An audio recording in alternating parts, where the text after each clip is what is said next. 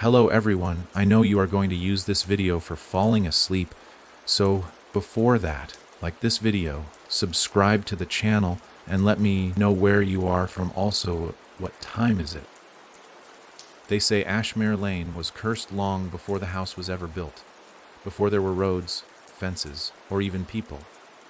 The land groaned with something ancient and wrong, something that never wanted to be disturbed. And yet, they built it anyway, a crooked house with 13 windows, 7 staircases that never stayed in place, and a cellar no one ever seemed to unlock. The townsfolk whispered that the place watched you. That once you stepped inside, it remembered your scent, your footsteps, your voice. And even if you left, it waited. Cassie Durant had heard the stories all her life. Her grandmother had lived 3 blocks from Ashmere. And when Cassie was little, she'd cover the girls' ears whenever they walked past the twisted black fence. "Don't look at it," she'd hiss. "It don't like being seen." But children always want to look at the thing they're told to fear. And Cassie had looked. 17 years later, the house hadn't changed, but Cassie had. She returned to Ashmere not because she wanted to, but because she'd been left with no other choice. Her parents were dead, brutal car crash on Highway 9. Her job was gone, downsized and thrown away like old coffee filters. And then came the will. Her grandmother's house, left untouched for years, was now hers. She hadn't even known the old woman had passed. The letter simply said she died in her sleep, peacefully. "The house is yours now. We advise you to handle it quickly. No one in town wants it here." Cassie had packed everything she owned into a single rusted-out Jeep and made the long drive back to the place that haunted her dreams. The town hadn't changed. It still smelled like wet bark and creaking screen doors. But Ashmere Lane was worse than she remembered. The air seemed thicker there, as if the wind refused to pass through it. And at the end of the dead end street stood that damned house, shrouded in black ivy and the kind of silence that hurts your ears. As Cassie stepped out of the car, she noticed something that made her pause. The house was breathing. Not literally, of course, but the curtains twitched though the windows were shut. The porch light flickered though there was no power running, and the shadows around the eaves shifted, too deliberately, like something unseen was pacing above her. Still, she walked forward, each step a betrayal of her instincts. The key turned in the lock with a reluctant groan. The door opened with a moan that sounded too much like a voice. Cassie stepped inside. The air smelled like dust, mold, and something else, wet wood and rot. The house was silent, but not empty. Her skin prickled with the pressure of eyes that weren't there. The furniture was exactly how she remembered it: lace, covered tables, a floral sofa that was more colorless now than ever, and an old grandfather clock that ticked even though it hadn't been wound in years. A photo sat crooked on the mantel, Cassie, age 6, holding her grandmother's hand. Both of them staring at the camera and someone else behind them. A shape in the hallway that she didn't recall being there when the photo was taken. She shivered. The house didn't welcome her. It tolerated her, like a snake deciding whether it was hungry. Upstairs, the bedrooms were coated in time. Dust lay thick across everything, except for one room, her grandmother's. Cassie opened the door, heart hammering. The bed was made. A lamp was on. There was no smell of death. It looked like someone had just stepped out a minute ago, and on the pillow was a note, not yellowed with age, fresh. White, ink still wet. It read, "You shouldn't be here. It remembers you." Cassie dropped the note. The lamp flickered. She stumbled back, heart clawing at her ribs. Was this some leftover prank? Had someone else been squatting here? But there were no signs, no food, no footprints, no recent disturbances, just that note and that presence. She left the room quickly, slamming the door shut. As she turned away, something cold brushed her ankle. She looked down. Nothing there, just carpet. But her sock was wet. The following days didn't make things better. Each night, the dreams got worse. She saw the house the way it was before it was built, an open field with bloodied stone altars, people wearing burlap sacks over their heads and eyes. Hundreds of eyes buried beneath the soil, blinking slowly as though they were trying to remember what the sun looked like. Every morning, she'd find something move. The chair she never touched was turned toward the window. The cellar door, bolted shut, was slightly ajar. The bathroom mirror had handprints. But she lived alone. One morning, she woke to find writing on the wall above her bed, scratched in with something sharp. "You looked. Now it sees you." She called the police. Of course she did. They sent a deputy. He knocked on the door with a nervous hand, his eyes never quite meeting hers. "Miss Durant," he said, "I'll check the place, but you sure you want to stay here?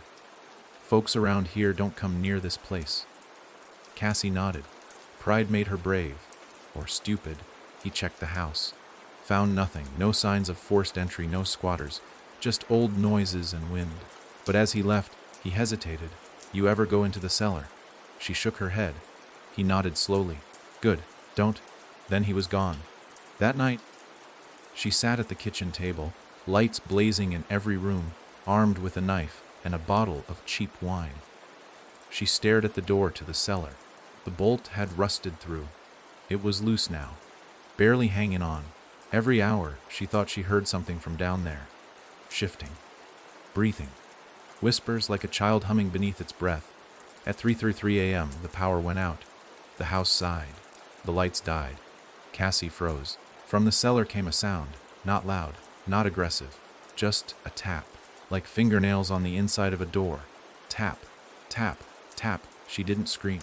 She didn't move. The tapping continued for 7 minutes. Then silence. Then a voice, faint, low, childlike. "Cassie." She dropped the knife. It hit the floor, blade first, sticking in the wood. The voice didn't come again. But the message was clear. It knew her name. The next morning, the bolt on the cellar door was completely gone. Cassie boarded it shut. She called an electrician. He checked the lines. "Strange," he said. "No reason for the outage. Everything's working." She didn't tell him about the voice. She didn't think he'd believe her. She tried to leave town the following day. She packed her bag, got in her Jeep, and drove. But when she reached the edge of town, the road was closed.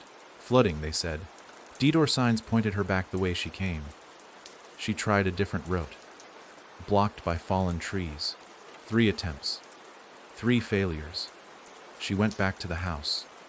And on the mirror in the bathroom, written in condensation though the glass was dry, was one word: stay. Cassie started documenting everything. Photos, videos, recordings. But every image came out wrong. Faces in the corners. Blurs where there was no movement. Voices on the tape whispering things she couldn't understand. Except her name. Always her name. Then came the dream that wasn't a dream. She woke up in her bed, eyes wide open. But her body wouldn't move. Sleep paralysis, she told herself. Common, harmless. Then the room changed. The walls pulsed.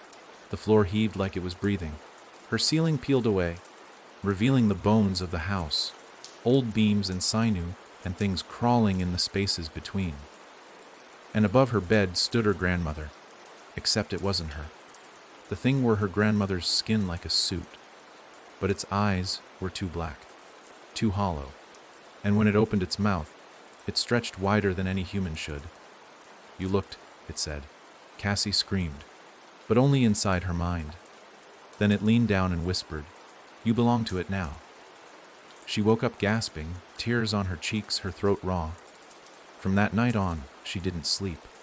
But the house didn't care.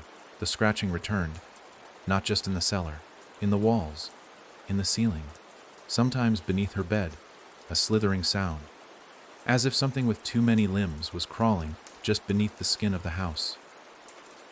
One night, she followed the sound. She grabbed her flashlight and traced the noise to the hallway closet. She opened it, empty, but the scratching was louder. She reached to move the coats aside and saw a seam in the back wall. A hidden door. She opened it. Behind it was a narrow staircase, curling downward into blackness. Not the cellar. Something else. And from deep below came the sound of breathing. Wet. Hungry.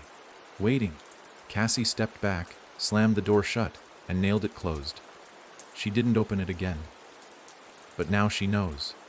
The house was never just haunted. It's alive, and it remembers her. Cassie didn't sleep for 2 days after she found the hidden staircase. The image of it, narrow, curling like a ribcage into darkness, wouldn't leave her. Her dreams, when they came, were splintered fragments of skinless things and groaning wood, of her grandmother's distorted voice whispering, "You shouldn't have come back." But she was already here, and whatever lived in the house, whatever was the house, was no longer content with whispers. It wanted more. It wanted her to open the door again. The third morning brought a change. She awoke not to scratching or whispering, but to the sound of something dragging itself across the hallway. Slow. Heavy. She shot upright, gripping the hammer she'd started keeping in her bed. The hallway was empty when she crept out, but something smelled off, like rust and wet leaves. She followed the trail down the hall, past the mirror that still bore her name, and stopped dead in front of the closet. The nailed-shut door to the hidden stairwell was open. The nails had been pulled out one by one, not torn or forced, neatly removed and lined up in a perfect row on the floor, heads all pointing the same direction. Cassie didn't even notice she was holding her breath until her lungs burned. She shut the door, this time wedging a chair under the handle. But as she backed away, she saw it. A handprint. Not dusty like before. Wet. Smudged with what looked like tar or blood or something between the two. 5 long fingers dragged across the wallpaper, leaving streaks that shimmered under the light. Whatever had come up those stairs, it hadn't come all the way out, but it had reached. Cassie sat on the floor for hours that day, back against the wall, staring at the closet. Her phone had no signal again. The landline had gone dead. The town had been quiet since she returned, and now she realized, too quiet. She hadn't seen a single neighbor, not one person walking a dog or bringing in groceries. As if Ashmere Lane had emptied itself for her, or been emptied by something else. That afternoon she forced herself to leave the house. She needed air, sunlight, people. She locked every door and window, checked the cellar and the closet, then ran. Main Street was half an hour's walk. The sky was unusually pale, like someone had drained all the blue out of it, and the trees lining the road were still. No wind, no birds. Even her footsteps sounded wrong, muffled. When she reached town, she finally saw someone, an old woman sitting on the bench outside the pharmacy. She was hunched, wrapped in layers despite the warmth, her eyes hidden beneath a wide-brimmed hat.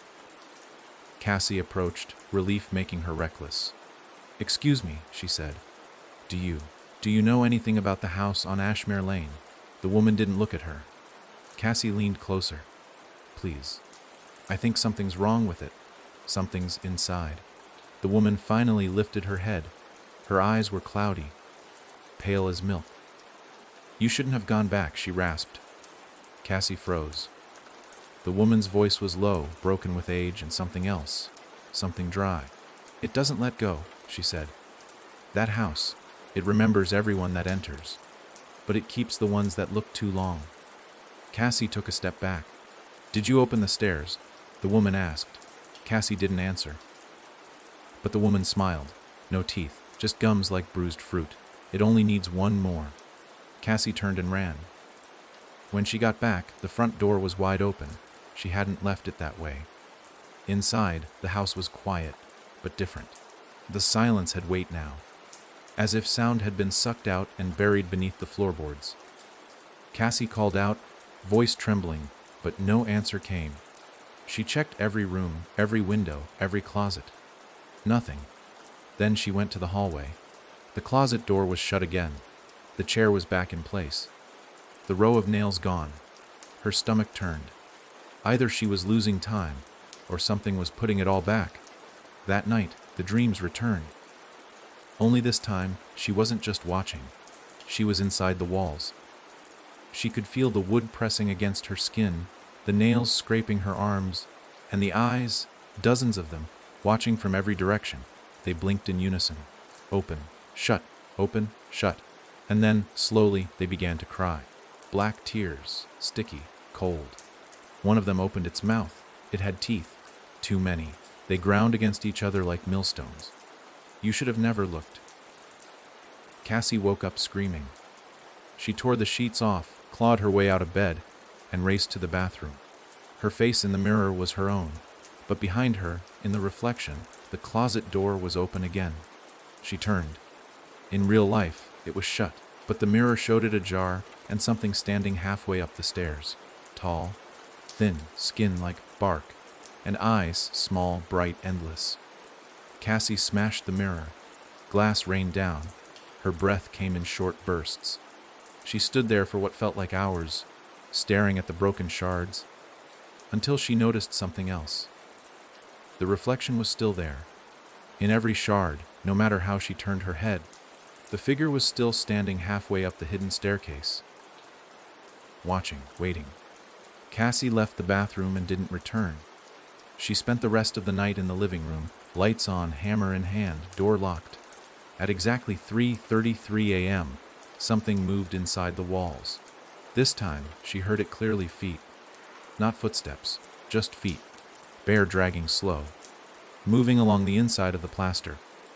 As if the house had hollowed itself out for whatever was walking inside it. The sound passed the living room. Stopped at the door. She held her breath. Then 3 knocks, not loud, not fast, just 3. She didn't move. The knocking came again, and then a voice. Cassie, open the door. It was her mother's voice. Dead 7 months. She shook her head, whispering no, no, no over and over. The voice came again, softer. It's okay, baby. Let me in. She pressed her hands over her ears. Don't you love me anymore? Cassie screamed. The knocking stopped. Silence returned. In the morning, she opened the door. Nothing there, but on the floor sat a photograph. One she didn't own. It showed her standing on the staircase looking down. Only she'd never been in that pose, never seen that angle, and there was a figure behind her. Blurred, twisted, reaching. She packed her bags again. Tried to leave. This time the car didn't start. No matter what she did, the engine wouldn't turn over. The dashboard flickered. The radio sputtered. Then, for a single second, the station locked onto something. Static. Then a voice. Low. Garbled. 13 steps down, 13 hours left. The radio went dead. Cassie ran back inside. She had one last idea. There was a box her grandmother had always kept under the floorboards of the study. Locked. Wrapped in cloth. Cassie remembered being scolded for even touching it as a child. That's not for you, her grandmother would snap. It's for when the house remembers. Now the house remembered her. She pried up the floorboards with the hammer. The box was still there. It was made of wood darker than any she'd ever seen. Black as coal, cold to the touch. Inside there was only one thing. A key. Old, iron, heavy. And attached to it was a tag. Cellar. Cassie stared at it for a long time. She had never unlocked the cellar. But the house was pulling her toward it now. Every whisper, every dream, every shadow, leading her there. The key was warm in her hand. As if the house had been waiting for this moment all along. Cassie stood in the study, the iron key in her hand growing warmer by the second. Like it pulsed with something just beneath its surface. Blood, or memory, or maybe both. The tag tied to it read cellar, and in her gut, she already knew the door would be unlocked before she even reached it. The house had a plan. And whatever game it was playing, she was already the piece in motion. She stared down the hallway toward the cellar, a shadowy mouth beneath the staircase, swallowing light that should have touched the floor. It had always been a dead space in her memory. A door her grandmother never opened. A corner of the house that felt colder even on warm days. As a child, she had once put her ear against the wood and heard nothing. Not silence. Nothing. like the space on the other side didn't exist. But now, the door had weight. It breathed. She didn't want to go down there. Every part of her body screamed to run, but there was nowhere left to run to. Not in this town. Not in this house. And not from the thing that now called her name in voices that did not belong to the living. Still, her hand turned the key. The bolt clicked, and the door drifted open on its own with a slow, wet creak. A cold draft rose from the darkness below, carrying with it the scent of things long dead: old soil, mildew, rusted iron, and something sweet, almost like rotting fruit. She reached for the flashlight, but it sputtered, flickered, and died the moment it crossed the threshold. Even the bulb in the hallway dimmed, struggling like a dying lung. Cassie stood at the top of the stairs, staring into the void, and took a breath that felt like her last. Then she descended. Each step groaned beneath her weight, not with age, but like they were waking up. The wood was slick. The air pressed in against her skin, damp and pulsing. The flashlight wouldn't hold, so she followed the red emergency glow that spilled faintly from a hanging bulb near the ceiling. Too dim to see by, too red to trust. 13 steps. She counted them. But on the 13th, something changed. There should have been a floor, but there wasn't. There was more stair, and suddenly, the light above her vanished. Not like it shut off, like it was swallowed. She turned, looking up, but there was no door anymore. Only endless steps, curling upward into black. The house had turned itself inside out. She wasn't just in the cellar now. She was somewhere else. Below. The space was wrong. She wasn't just underground. She was beneath something far older. The walls weren't walls. They were flesh and wood twisted together, pulsing with a rhythm that didn't match her own heartbeat. The sound of dripping echoed through the chamber, but she couldn't tell from where. It seemed to come from everywhere and nowhere at once. And then she saw the door. A second door hidden in the wall. Metal. Rusted. Bolted shut with 3 heavy locks. Carvings lined the frame, symbols she didn't recognize. Some looked like eyes, others like teeth. It stood taller than any door she'd seen, with a faint vibration seeping from behind it. Whatever was in there was alive. She didn't want to go near it, but she did. Something about the door pulled at her bones. Not her mind, not her curiosity, her bones. It was like they remembered something she didn't.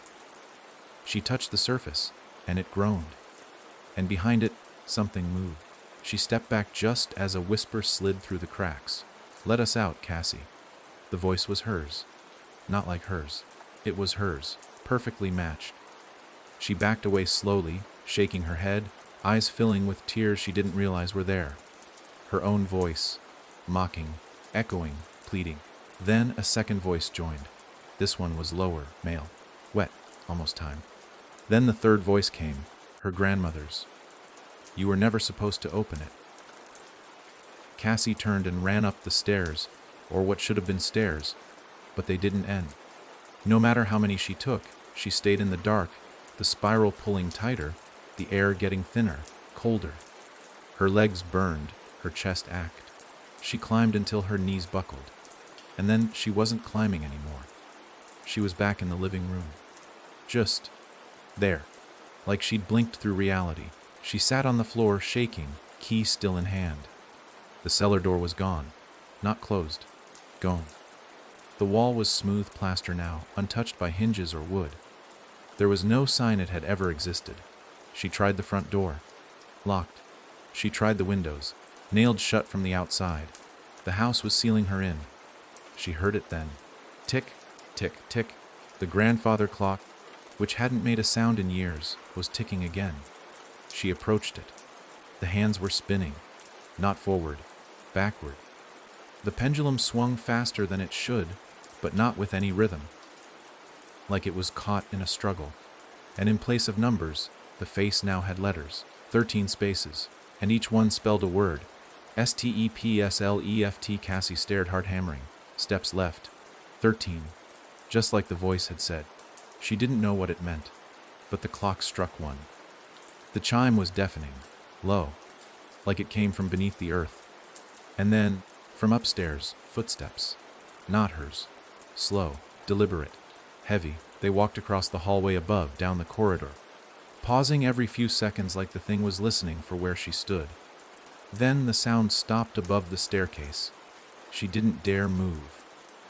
A thump, something dropped. Then a dragging sound, wet, then laughter, childlike. It echoed down the stairwell like it bounced off every piece of wood and bone in the house.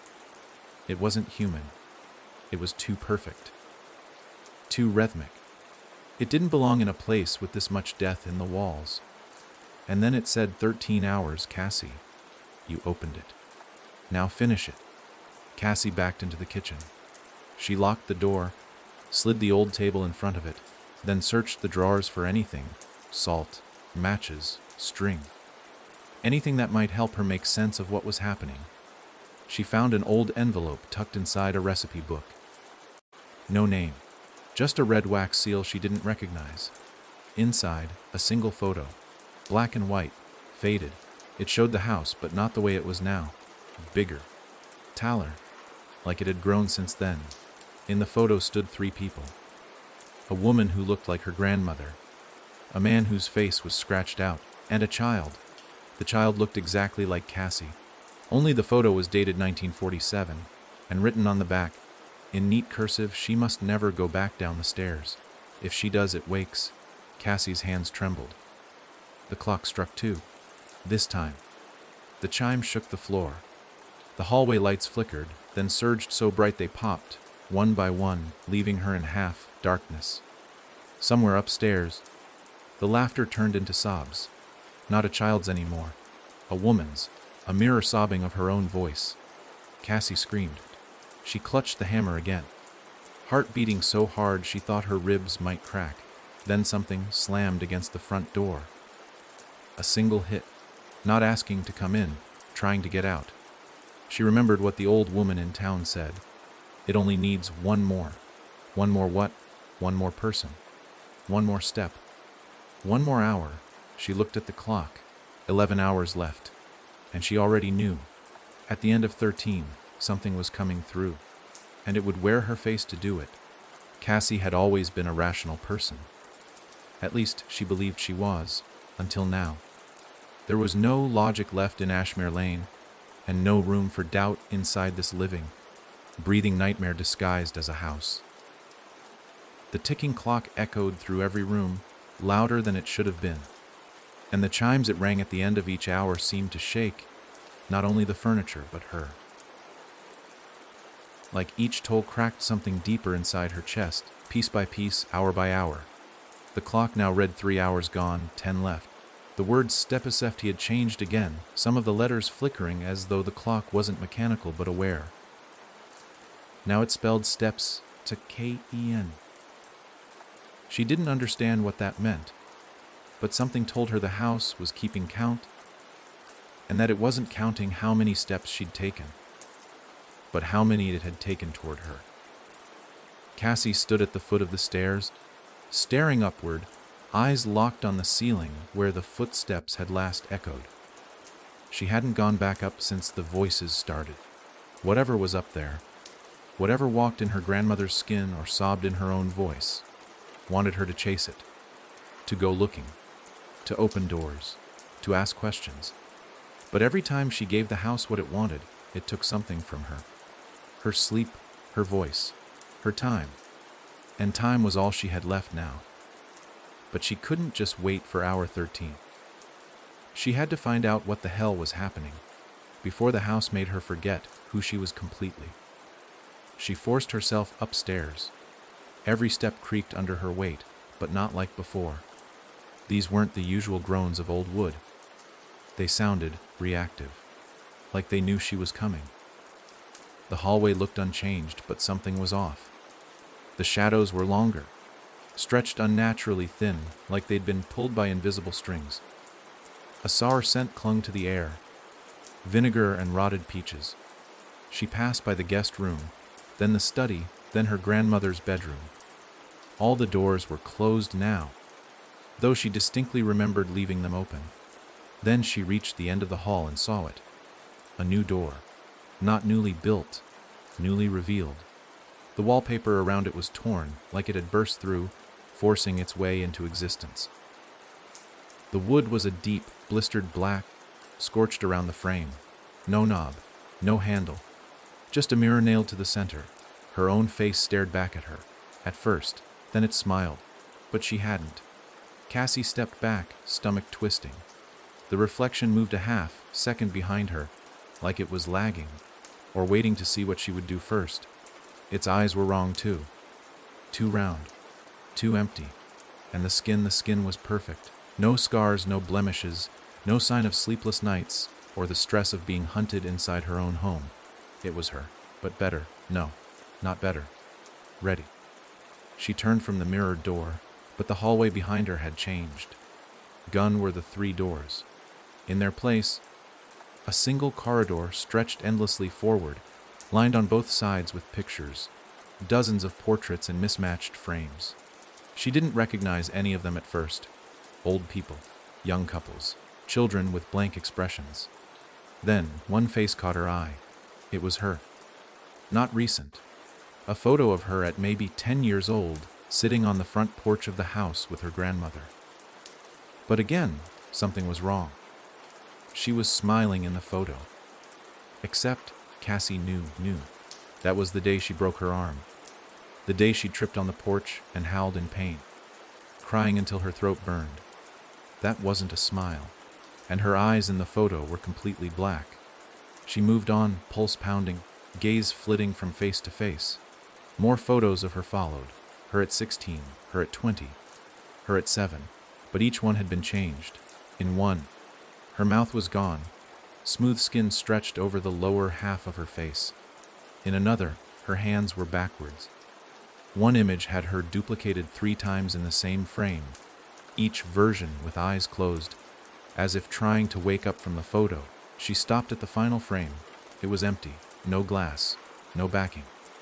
Just the frame nailed to the wall with one line carved into the wood beneath it. Your place is waiting. A loud bang exploded behind her. Cassie spun around. The mirrored door had opened. Not swung open. It had peeled away like skin split down the middle, and behind it was darkness. And breathing. Then the mirror version of her stepped through. It didn't say a word.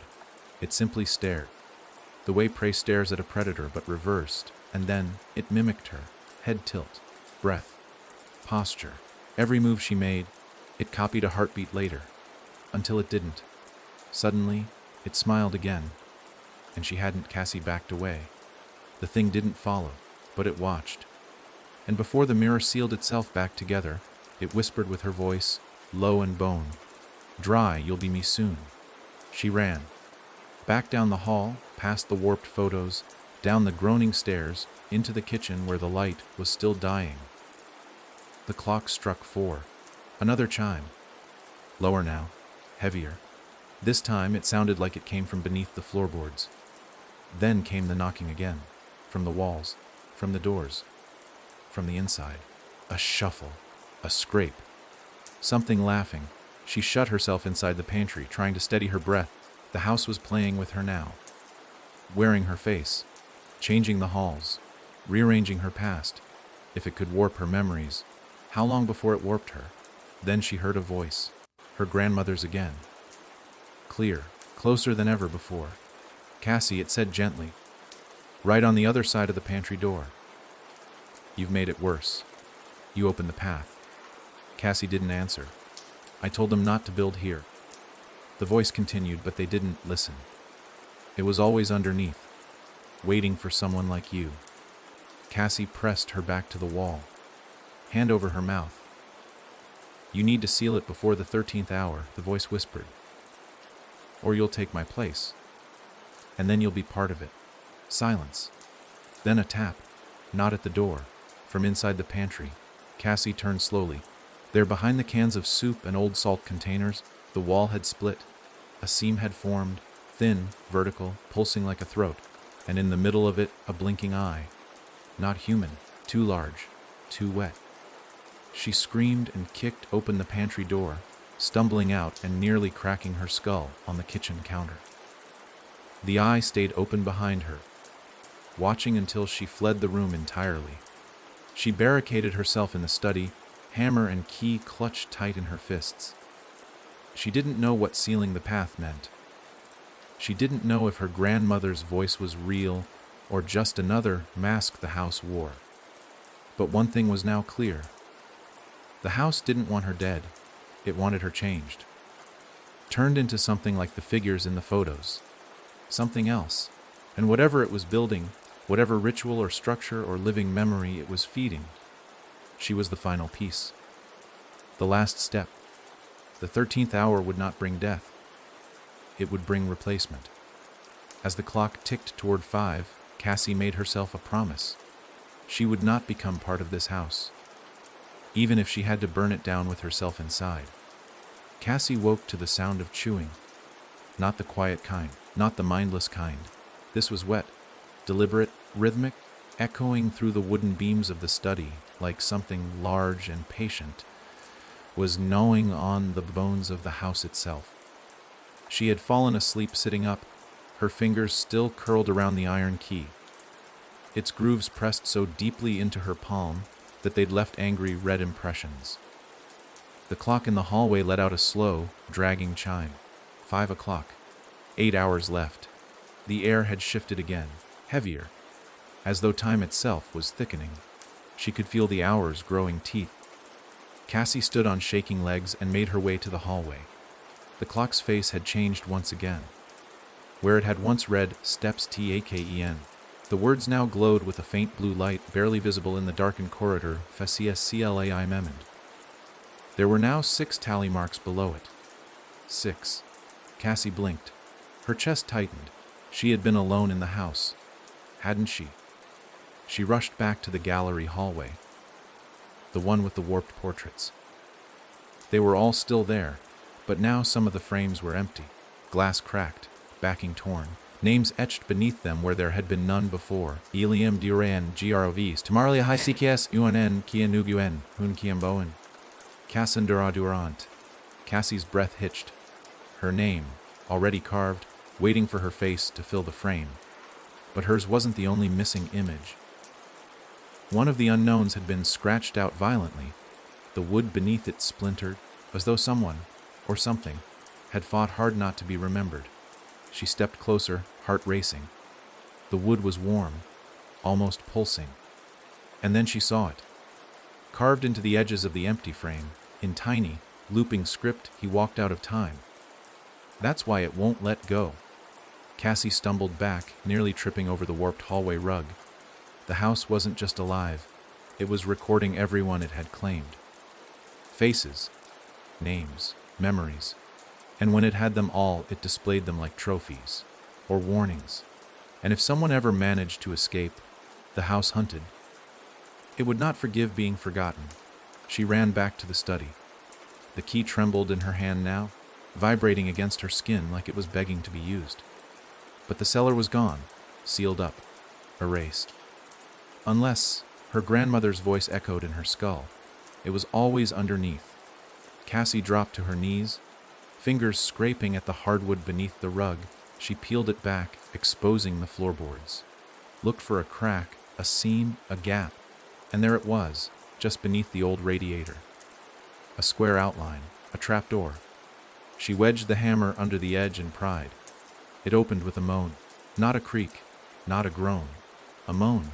The smell that rose up made her eyes water. Sore earth, hot breath, copper, and cinnamon. She lowered her flashlight and froze. The crawlspace wasn't empty. It moved. Something in the dark shifted its weight, ever so slowly, like a massive creature roused from sleep. Cassie could hear it breathing. Deep, patient breaths that rumbled through the soil. And as the light flickered over the uneven ground, she saw them faces. Hundreds of them, half buried in the dirt, eyes closed, mouths slack. Some were old, others looked fresh, too fresh. One of them twitched. Another whispered. A third blinked.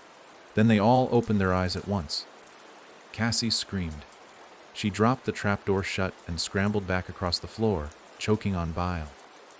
She felt hands pressing through the floorboards beneath her, reaching, grasping, skinless and whispering. The lights above flickered red, and from every wall came a voice. One more face. One more step. Finish the mouth. She ran. Not to the front door, it was already gone, replaced with smooth wallpaper. Not to the windows. They were covered with something thick and fleshy now, pulsing like eyelids.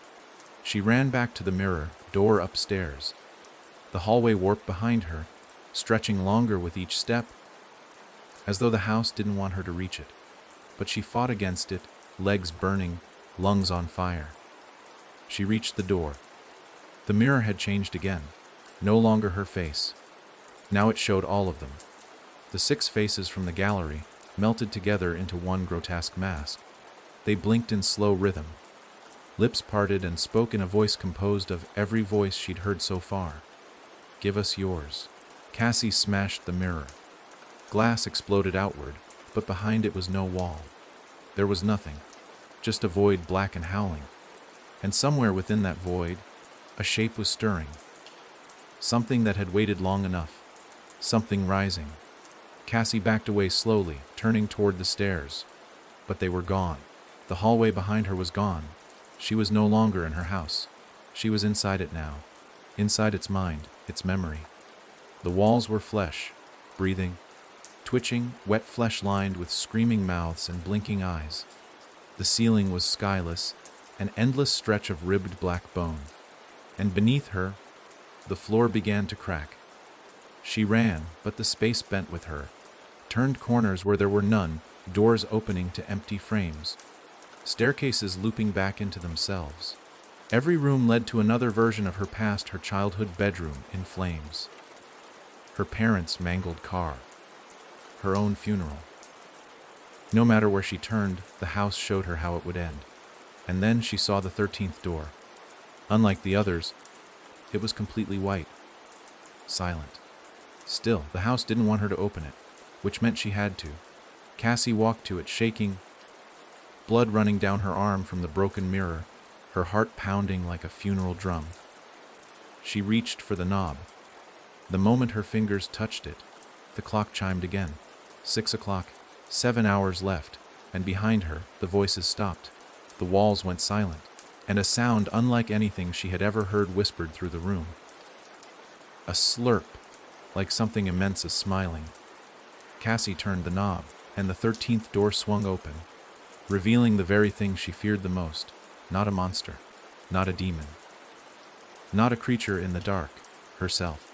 Older, mouthless, eyes wide, face stretched in eternal silence, and behind her an altar made of bones, her grandmother's bones, her parents' bones, her own still wet.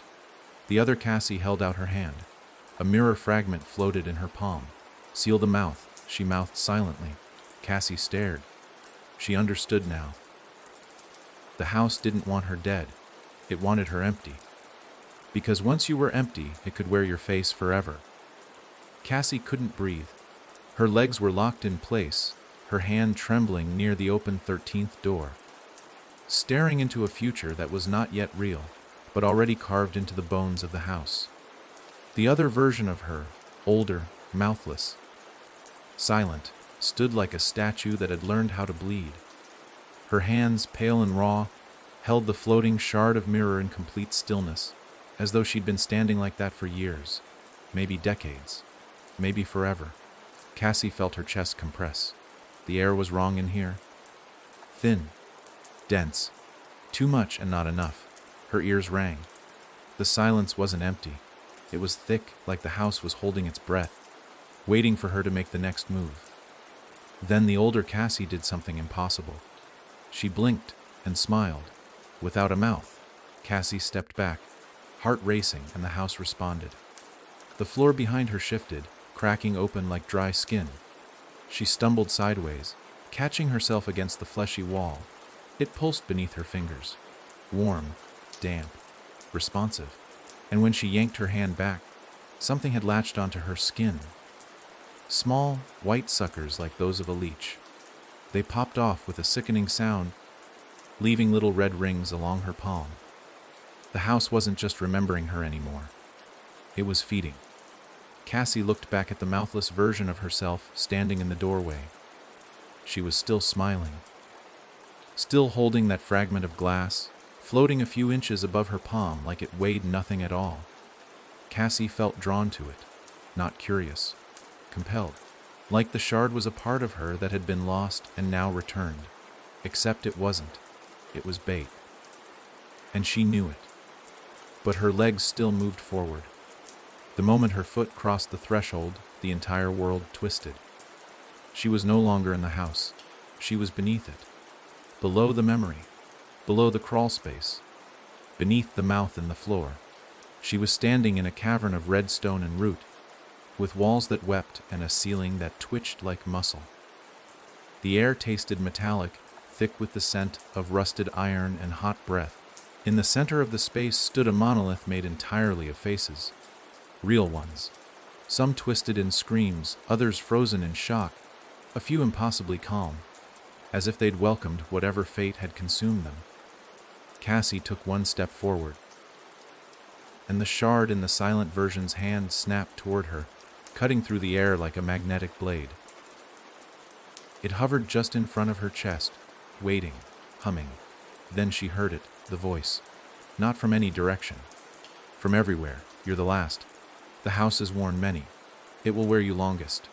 Cassie shook her head, chest heaving. No, I'm not staying here. I'm not part of this. The voice changed. Now it sounded like her father. You always were. Then her mother, you just didn't remember. Then her own voice, you looked. That's all it takes. The shard began to glow. Dimly at first, then pulsing with a steady heartbeat. It floated down to her hands, and though she wanted to drop it, her fingers clasped it against her will. It burned cold, and in its reflection, she didn't see herself. She saw the house, as it really was. Not walls and floors, but bones, veins, eyes. A creature made of the people who had entered it. Not haunted, but living, feeding, growing. And now it was almost complete. 13 faces. 13 memories. 13 voices. 13 hours. The mouth was almost shut. The final face, their most perfect one, was her. Cassie screamed and flung the shard against the monolith of faces. It embedded itself deep in the structure, slicing through several of the masks before it stopped. Wedged in the center of a child's forehead. The ground howled. The house screamed. Cassie collapsed as the cavern shook violently, roots tearing from the ceiling. Faces on the monolith cracking open into shrieks. The ceiling split wide, revealing what lay above a twisted vision of the house, turned inside out, rooms rearranged into a spiraling vortex of memory and bone. The monolith began to bleed, not blood, voices. Hundreds of them. They flooded the air, whispers turning into roars, all of them calling her name, some begging, some cursing, all of them trapped. The face, monolith crumbled. Cassie crawled backward, covered in dust and echo, heart racing so fast it nearly stopped. She didn't know if she'd stopped anything, or made it worse. Then something stepped out of the bleeding stone. A tall, thin figure, wearing her skin, but not her face. It was a hollowed-out version, its eyes empty sockets, its smile too wide, too flat, as if painted on with blood, and in its hand, it held a new mirror shard, this one sharper, hungrier. It raised it slowly. Cassie turned to run. The cavern was gone. She was back in the hallway. The grandfather clock struck 7. 6 hours left. The face tally had grown. Now there were 7. And her name had moved to the top. Underneath, in fresh, glowing red letters, Karen Host. Cassie screamed and fell to her knees. The house was replacing her. Every hour she stayed, it took something. A memory, a piece of her voice, her reflection. She had 6 hours to stop it. 6 hours to kill the house before it wore her like a glove. Then, from the corner of the hallway, came the sound of something walking. Wet, rhythmic, dragging steps. Not footsteps, not boots, bare feet with no soles. Something smiled in the shadows, and it sounded just like her. The thing in the shadows didn't rush. It strolled. Cassie sat frozen in the hallway, back against the wall, watching the shape emerge, step by step, into the dim, pulsing glow of the house. She had seen her face warped in mirrors, twisted in photos, distorted in dreams.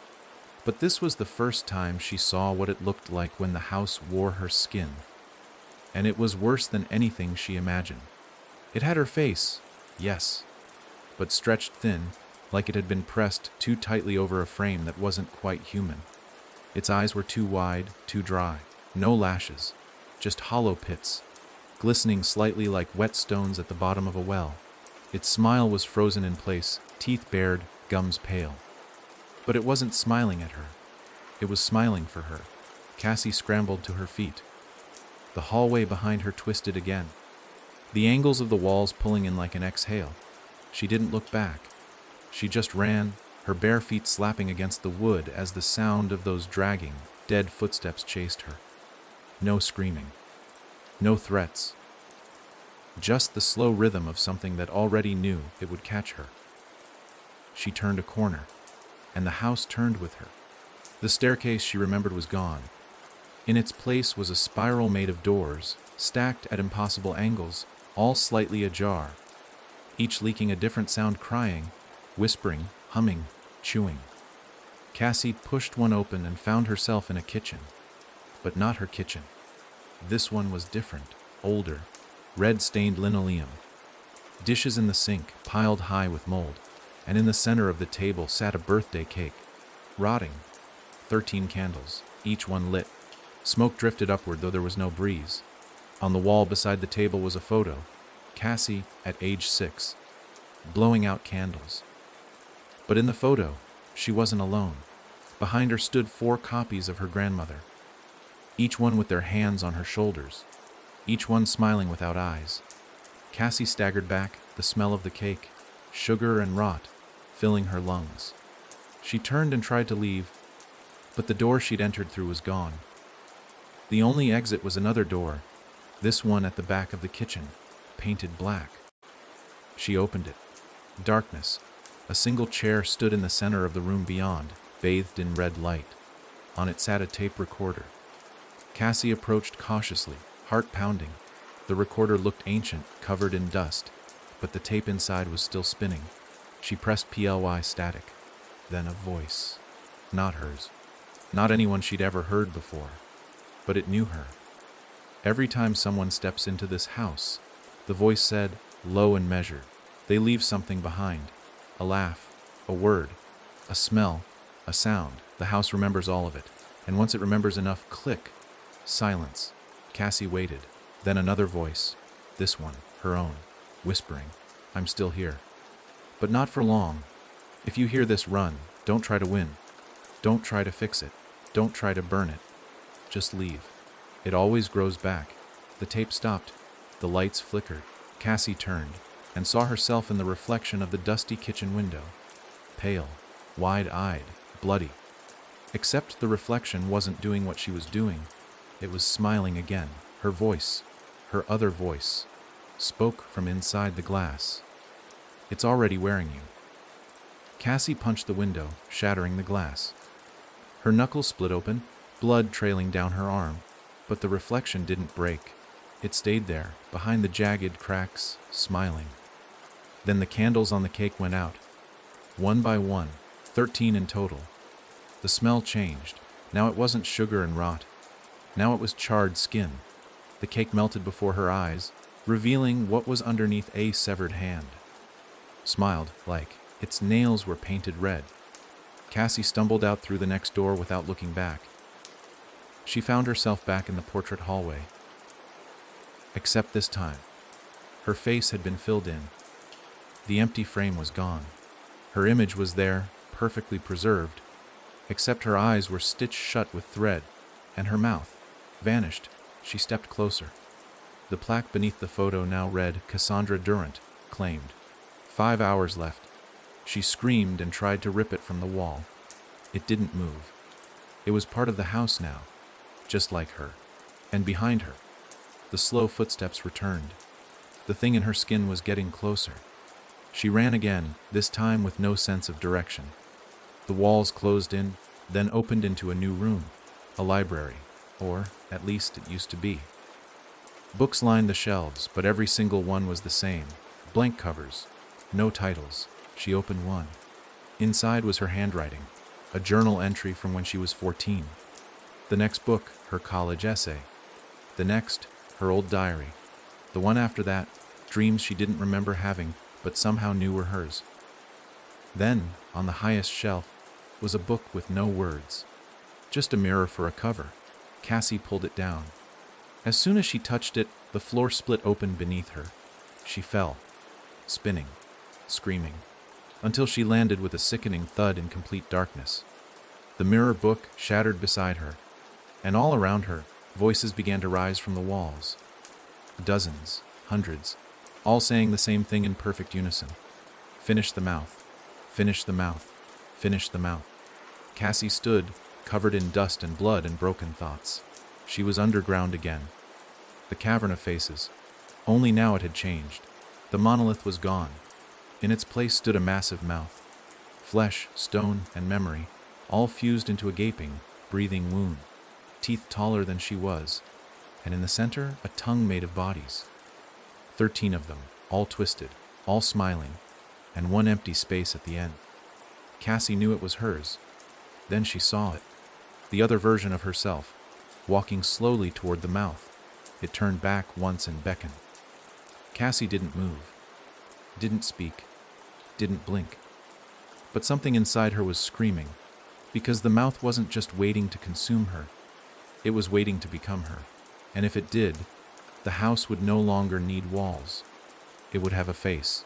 Cassie stood motionless at the edge of the mouth, her breath shallow, her body trembling with a terror so old it didn't feel like hers.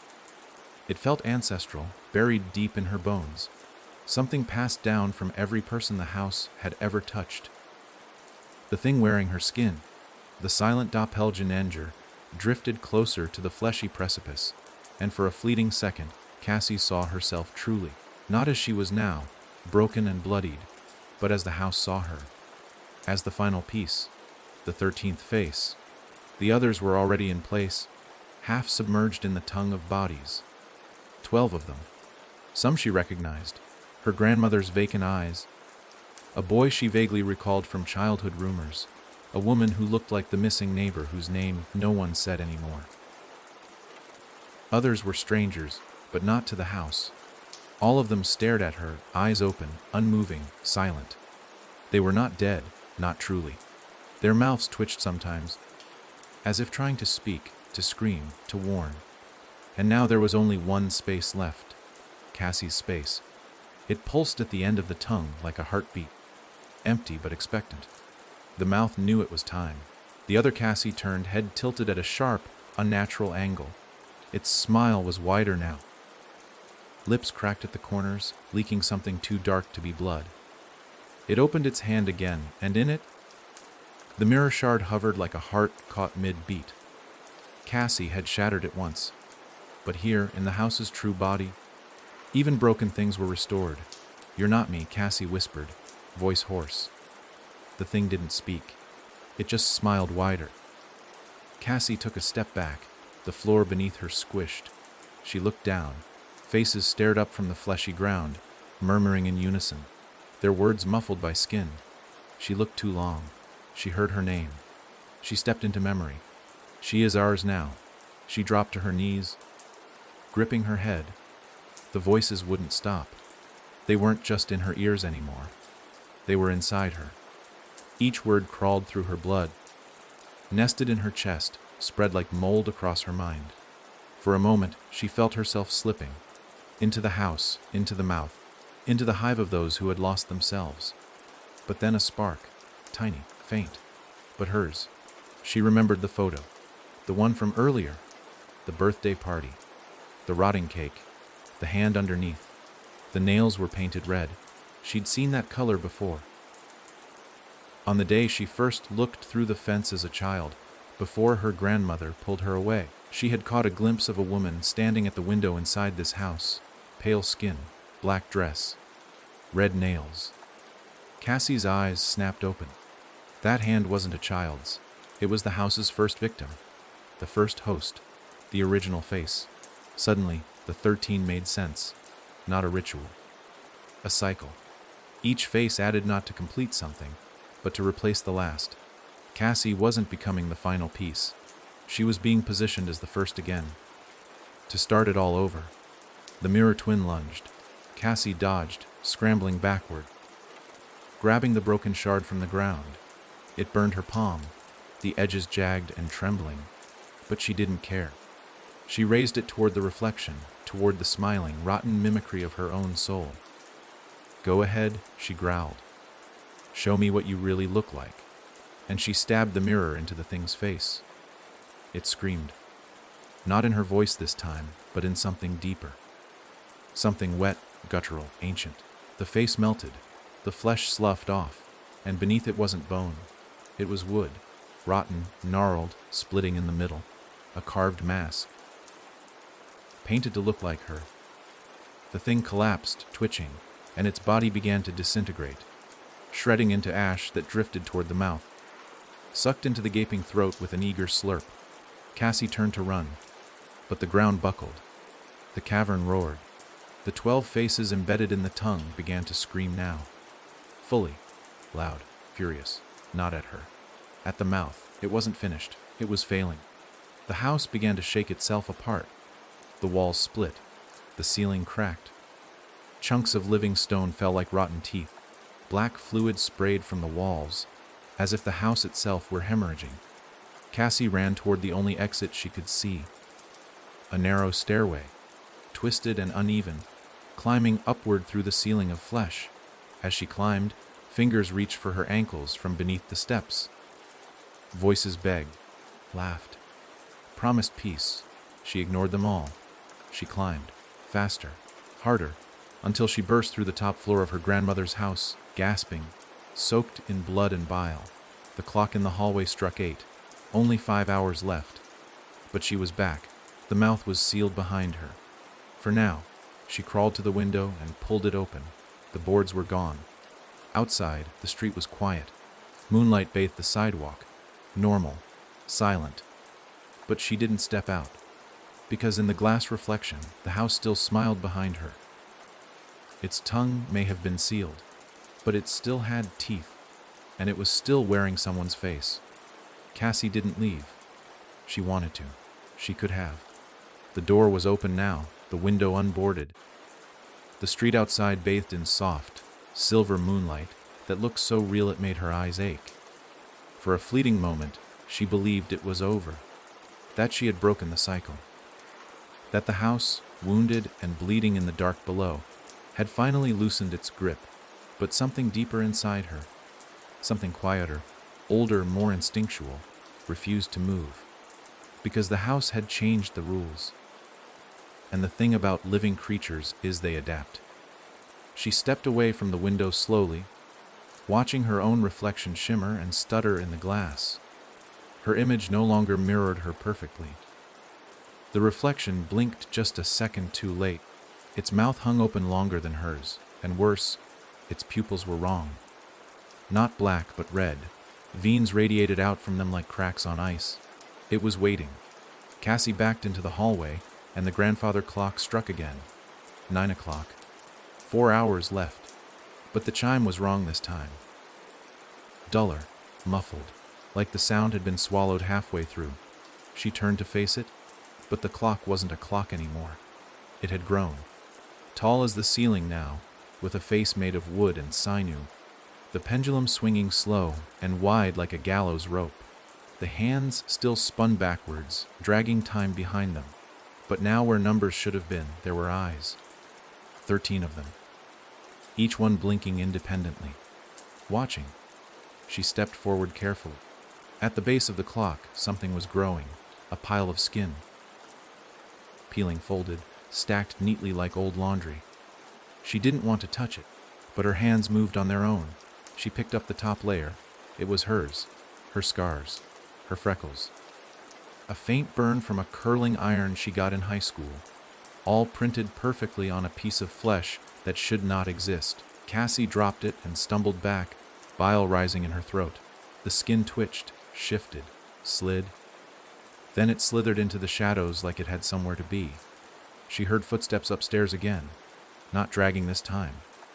Running, not toward her, away. As if something else was inside now, Cassie took the stairs 2 at a time. The hallway upstairs stretched longer than it had before, the floorboards beneath her feet soft and warm, like walking on muscle. At the far end, a door she'd never seen before was wide open, flickering with candlelight.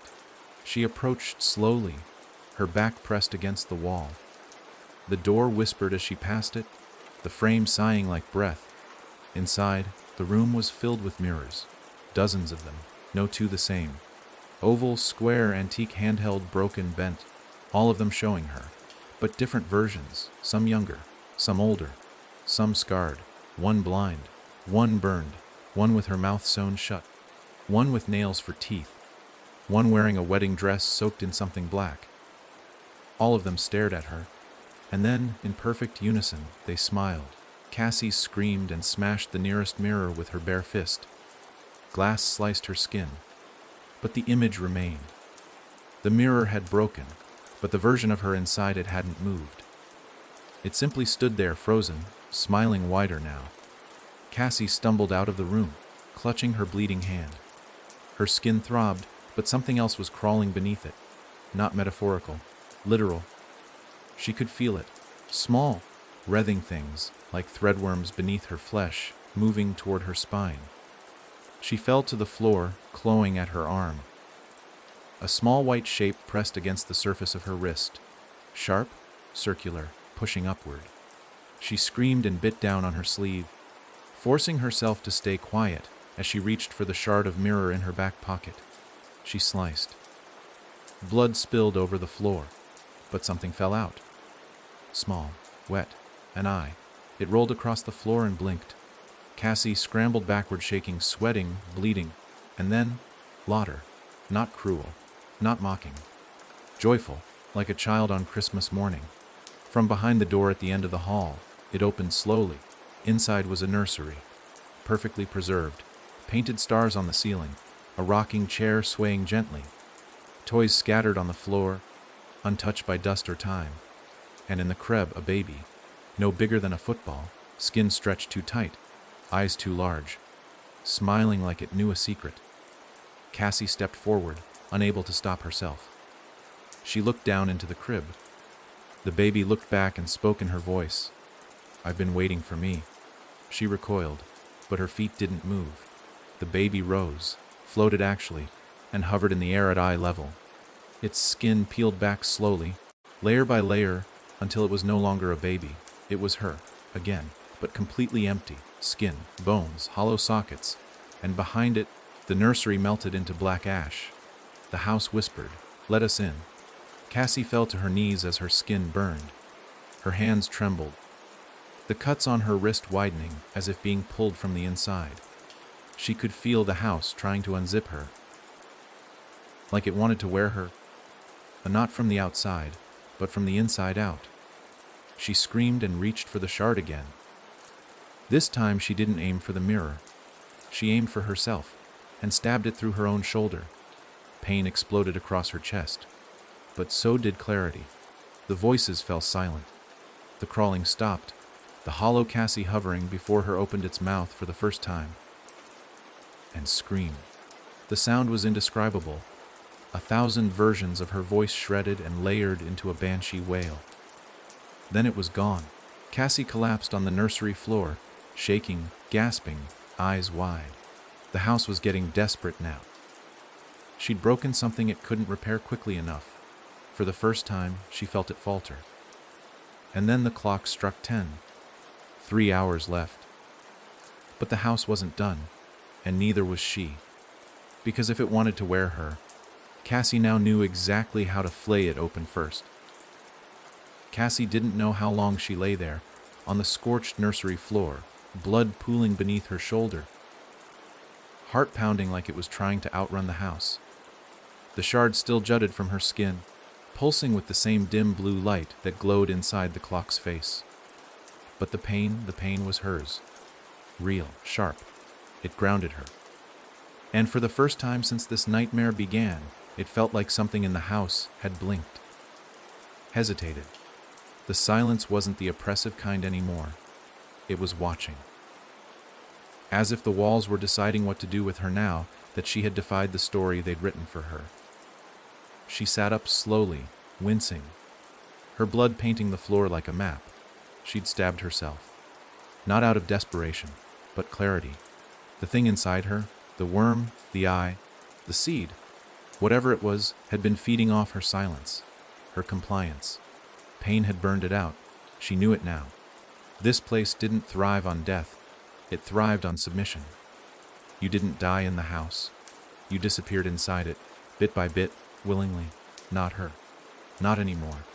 The grandfather clock chimed again. 10 o'clock. 3 hours left, and the house was beginning to unravel. The walls around the nursery began to split at the seams, paint peeling back like skin blistering under fire. The stars on the ceiling melted. The crib collapsed into ash, and beneath the floorboards, she heard the muffled sound of something pacing. It wasn't dragging its feet anymore. It was angry, and it was searching. Cassie stood, pressing her palm against her wound to stem the bleeding. She knew she was running out of time. Not just the countdown the house had given her, but the real time. Her body was shutting down, inch by inch. Her arm was numb. Her legs were trembling. She was soaked in sweat. But something new burned in her eyes now. She wasn't going to wait for the house to come for her.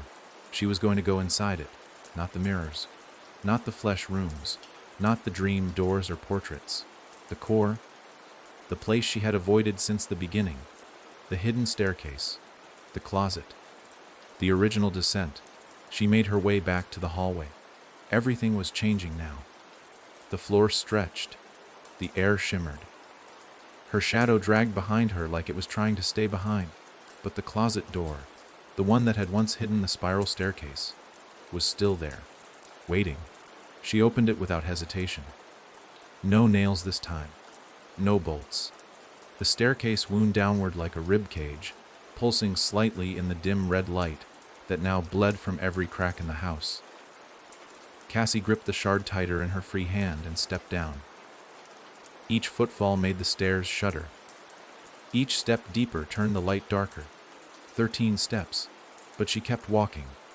This time, it didn't stop at 13. The stairs spiraled endlessly, the air becoming thick with rot and memory. She passed rooms that hadn't existed in the house above. A dining hall filled with broken, gnawed on cutlery. A long hallway where the wallpaper was stitched together with hair. A bathroom that only reflected people behind her, never herself. She didn't stop. She didn't look. She descended for what felt like hours. Then, finally, she reached it. The mouth was no longer a mouth. It had evolved. Now it was a door. Tall, wide. Covered in the flesh of every face the house had ever claimed, stitched together like a quilt of horror. And in the center, a space shaped perfectly like her. Not metaphorically, literally. A cavity where her body was meant to go. Arms extended, legs pressed into the wall, head tilted back, and beneath it, an altar made of her memories, photos, letters, ticket stubs, childhood drawings. All burning slowly, fueling the structure like kindling. The house wanted her to take her place, to step in, to become the final face again, to start it all over. Cassie laughed. It startled even her. It wasn't manic. It wasn't broken. It was free. No, she said, loud enough for the walls to twitch. Not me. The house responded. The floor split open beneath her feet. Hands erupted from the ground. Dozens of them. Pulling at her legs, her arms, her shoulders. She stabbed one with the shard and it screamed. The others hissed and retreated, but the floor kept pulling. She crawled forward, toward the door, but not to fill it. To destroy it. She reached into the burning altar, ignoring the pain, the smoke, the ashes of her life, and pulled free the oldest thing she could find. A photograph of her as a baby, held in her mother's arms outside the house. The edges were sinned. Curling, the colors faded. She pressed it against the cavity in the door. The house howled. Because this wasn't the right piece. It wasn't what it wanted. The photo didn't match the cycle. Cassie screamed over the roar, You don't get to rewrite me. and she jammed the shard into the heart of the cavity. The door bled. Thick, black ichor poured from the seams, dripping down onto the altar. The memories burned faster. The faces on the door twisted and shrieked. One by one, they peeled off the surface and vanished into the floor. The mouth above the door opened again, wider, and this time it began to collapse. Cassie turned and ran. The staircase crumbled behind her.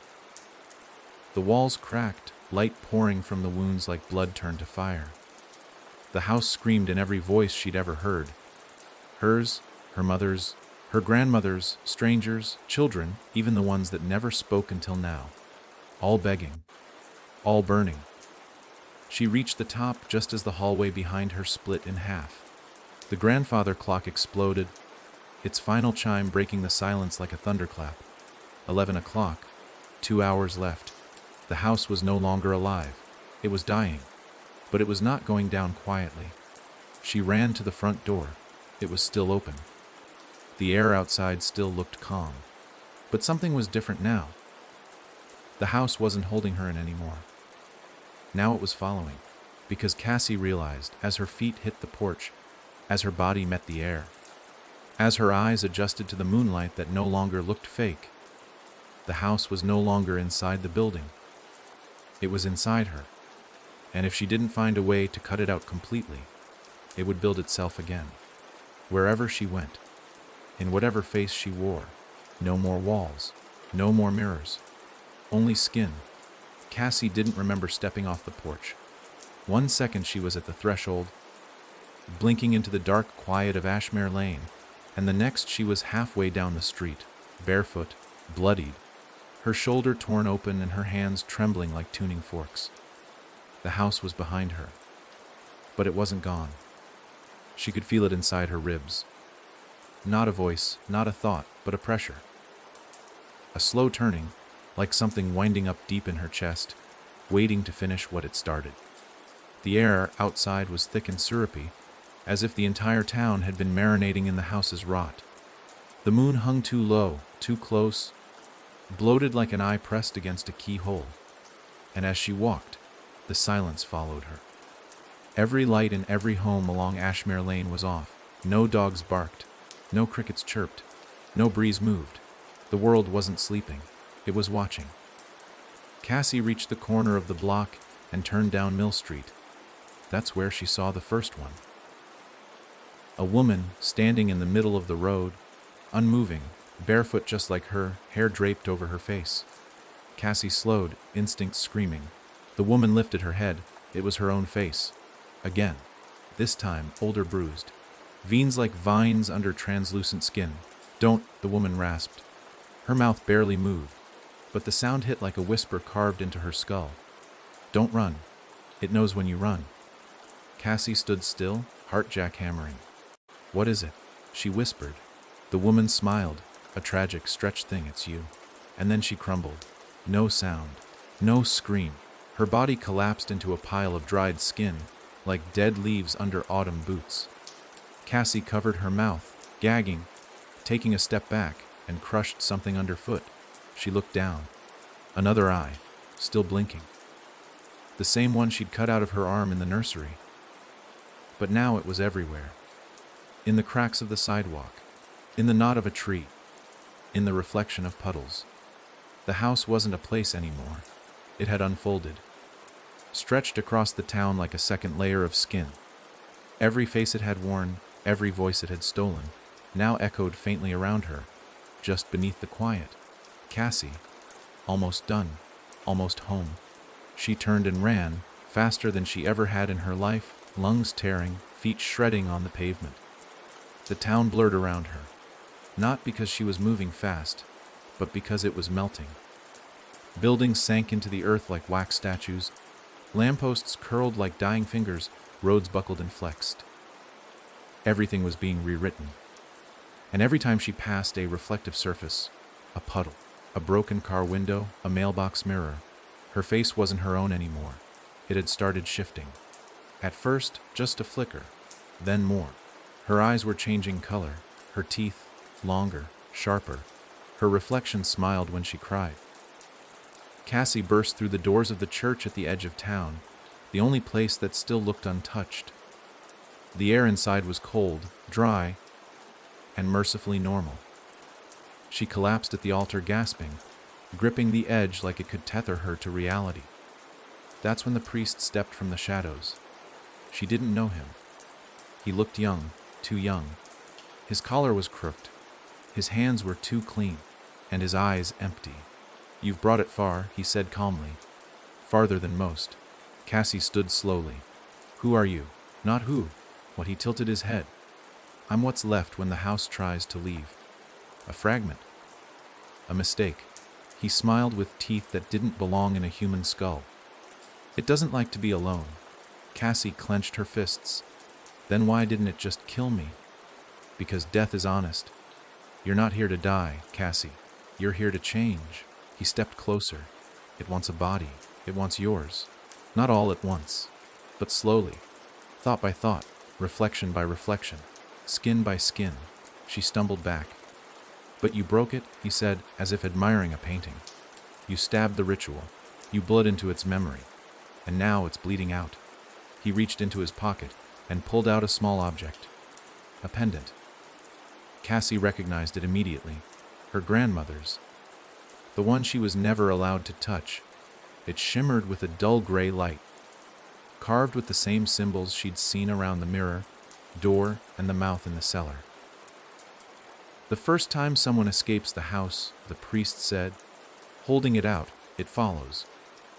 But if they can hold it in themselves, if they can contain its reflection and not be worn, it starts to starve." Cassie took the pendant. It was heavy, colder than death. "But be warned," the priest added. "If it wins, your face will be the one it wears, and no one will know you were ever someone else." Cassie nodded slowly. "What do I do?" He gestured toward the altar. On it sat a mirror, old, fractured. Cassie stepped forward and looked in. Her reflection was split, 7 versions of her, each fragmented and flickering. One crying, one screaming, one smiling, one rotting, one missing eyes, one missing a soul, and one, the last, was her as she was, wounded, afraid, but whole. She lifted the pendant and held it in front of the mirror. All 7 versions reached for it at once. The mirror shattered. Light exploded outward, flooding the church with a heat so sharp it made her teeth ache. The walls pulsed, the roof shook, and the house, wherever it was now, howled, not from pain, from hunger. It was starving now, and it was going to fight to survive. Cassie collapsed to the floor as the church cracked open. Roots burst through the stained glass. Faces screamed from the pews. The house wasn't done. The clock had struck 11. 1 hour left, 1 face left. And now it wasn't just hunting her. It was inside her, trying to become her. And she had 60 minutes to either rip it out or forget who she was. Cassie opened her eyes to fire. Not the kind that burns wood or melts skin, but fire that moved through light. Colors that shouldn't exist, flickering across the walls of the collapsing church in shades of rusted bone and sickening blue. The altar was gone. So was the priest. The mirror lay in pieces around her, hissing as if alive, and the pendant, her grandmother's pendant, burned a slow circle into the palm of her hand, branding her with the shape of something ancient, sharp, and too familiar. Above her, the rafters twisted like vines being wrung by invisible hands. The stained glass saints in the windows melted into each other, forming a single, wide-eyed figure with a mouth that grinned instead of blessed. And the fire wasn't content with the walls. It reached inward, tugging at her thoughts, testing her memories like loose floorboards. The house wasn't just inside her anymore. It was searching, looking for the final lock to pick.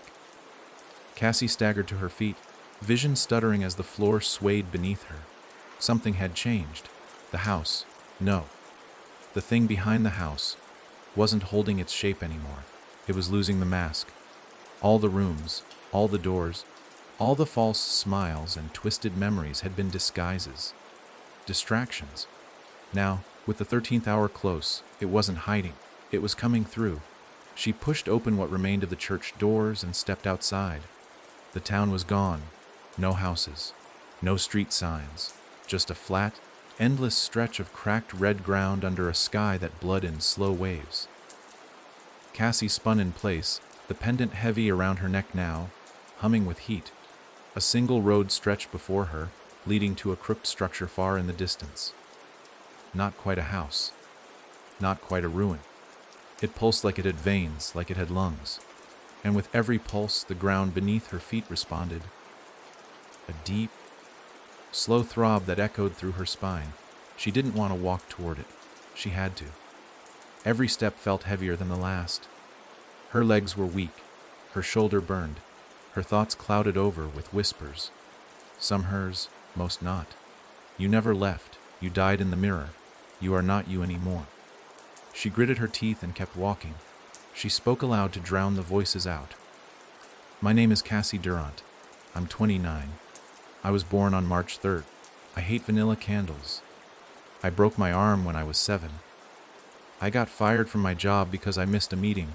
My parents died in a crash, not in a fire. I'm not a reflection. I'm not a memory. I'm not yours to wear. The whispers screamed. The house in the distance twisted, bending sideways, then snapped back into shape. Its windows opened like eyes. She reached the porch. Same as before. Same rotten wood. Same 13 steps. But the door was gone. In its place, a mirror. Massive. Almost living. And in its reflection was everything. Not just her. Not just the versions of her it had worn. But the others. Every single soul the house had devoured. Their faces floated just beneath the glass like fish in a still pond. Her grandmother. The neighbor. The boy from the photo. The priest. The child version of her. And below them, deeper something darker. Older, a face made of faces. A body stitched from every claimed soul. And in its chest, a hollow cavity shaped exactly like the pendant she now wore. Cassie reached up, fingers trembling, and touched the surface of the mirror. It rippled. Softly at first. Then it breathed. The pendant lifted itself from her chest, pulled forward by a force that made her bones scream. It hovered in the air, humming faster, louder. The symbol branded into her palm glowing brighter until it looked like a coal embedded in her skin. The house spoke for the first time. Not in words, not in whispers, but in knowing. Cassie understood. It wasn't trying to kill her. It wasn't even trying to consume her. It was trying to step into the world. Not with violence, with a face, a voice, a memory. One person at a time. It needed consent. It needed someone to finish the ritual, to open the final gate, to hand over the last piece. And Cassie had walked the path, taken the 13 steps, spoken the name, looked into the mirror, held the key, worn the mark, bleeded into the core. And now, she stood at the doorway with the pendant in hand. The final act. But something burned in her still. The same thing that made her stab her own shoulder. The thing that made her run from herself, fight her own face, scream into silence. Cassie closed her eyes and lied. She stepped forward and whispered, yes. The mirror opened. The faces screamed. The ground shook. The pendant flew from her hand and slammed into the cavity inside the beast. And in that exact moment, she yanked the shard from her pocket. The first one, the broken, blood-soaked, truth, splintered piece of mirror that showed the house as it really was, and she stabbed it into the center of the glass. The house shrieked, not like before. This wasn't rage. This was terror, because it had trusted her, because she had done everything. And still, she refused to let it wear her. The glass shattered. The mirror exploded inward. The faces beneath screamed as light, real light, poured in from cracks in the sky, tearing open the false town, ripping through the reflection, stitched world, flooding the twisted house until every wall buckled and peeled back like wet paper. Cassie fell to her knees. Light burned around her, searing through the monster at the heart of it all, and for the first time she saw it, the first face, the original, the thing that had started the cycle. It reached toward her, not to beg, to thank. Then it dissolved. Ash on the wind. The ground stilled. The wind returned. The moon rose. And Cassie opened her eyes in the middle of Ashmere Lane, just before dawn. The street was whole again. The real one. The porch light on her grandmother's house was dark. No fire, no screams, no mouths in the walls. Just silence. The good kind. She stood, walked to the porch. The front door was closed, but no longer locked. Inside everything was quiet, normal. The mirrors didn't shimmer. The walls didn't breathe. The clock didn't tick. But on the mantel, where her photo once sat, there was now a note, written in her grandmother's familiar hand. You didn't open it. You closed it. But it always finds a crack. Cassie looked into the empty fireplace and saw an eye, still blinking, watching. And she knew then the final hour was over. But the house was never gone. It was only looking for the next face. Cassie didn't scream. She didn't cry. She didn't run. She just stood there in the center of the old house, bathed in morning light that looked warm, but couldn't reach her skin. Her heartbeat was quiet now, dulled beneath exhaustion and something heavier, an ache that didn't live in her body, but beneath it, like grief poured into her bones. The note still hung from the mantel, her grandmother's writing curling at the edges, whispering something far colder than the fire it replaced. You didn't open it. You closed it. But it always finds a crack. She folded it once, twice, 3 times, and slipped it into her pocket. She already knew, because the eye in the fireplace was still there, blinking, occasionally twitching sideways like it was adjusting its focus. Not curious, not hopeful, patient, like it knew it wouldn't have to wait long. Cassie stepped away from it slowly, quietly, not because she thought it might lunge, but because some part of her believed it could remember, and she didn't want to teach it the sound of her footsteps all over again. The house was clean now, not polished or fixed, just eerily neutral. The shadows behaved. The walls didn't sweat. No mouths whispered from the hall. But it wasn't safety.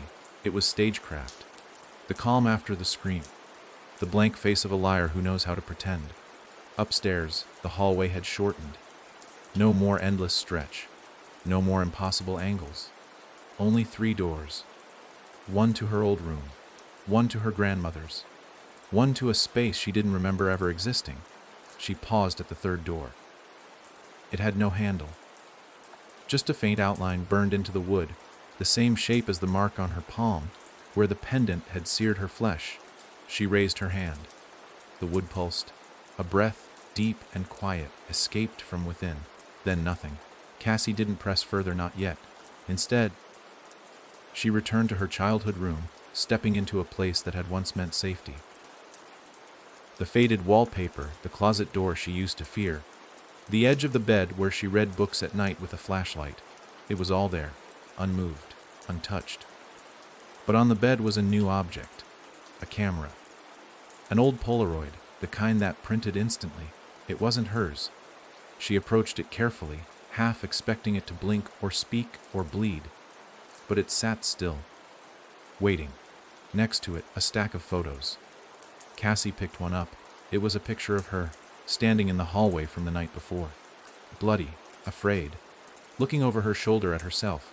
She picked up the next photo. She was on the spiral stairs. The next, kneeling by the monolith of faces. Then the nursery. Then the altar. Every step she took in the house had been recorded. By who? By what?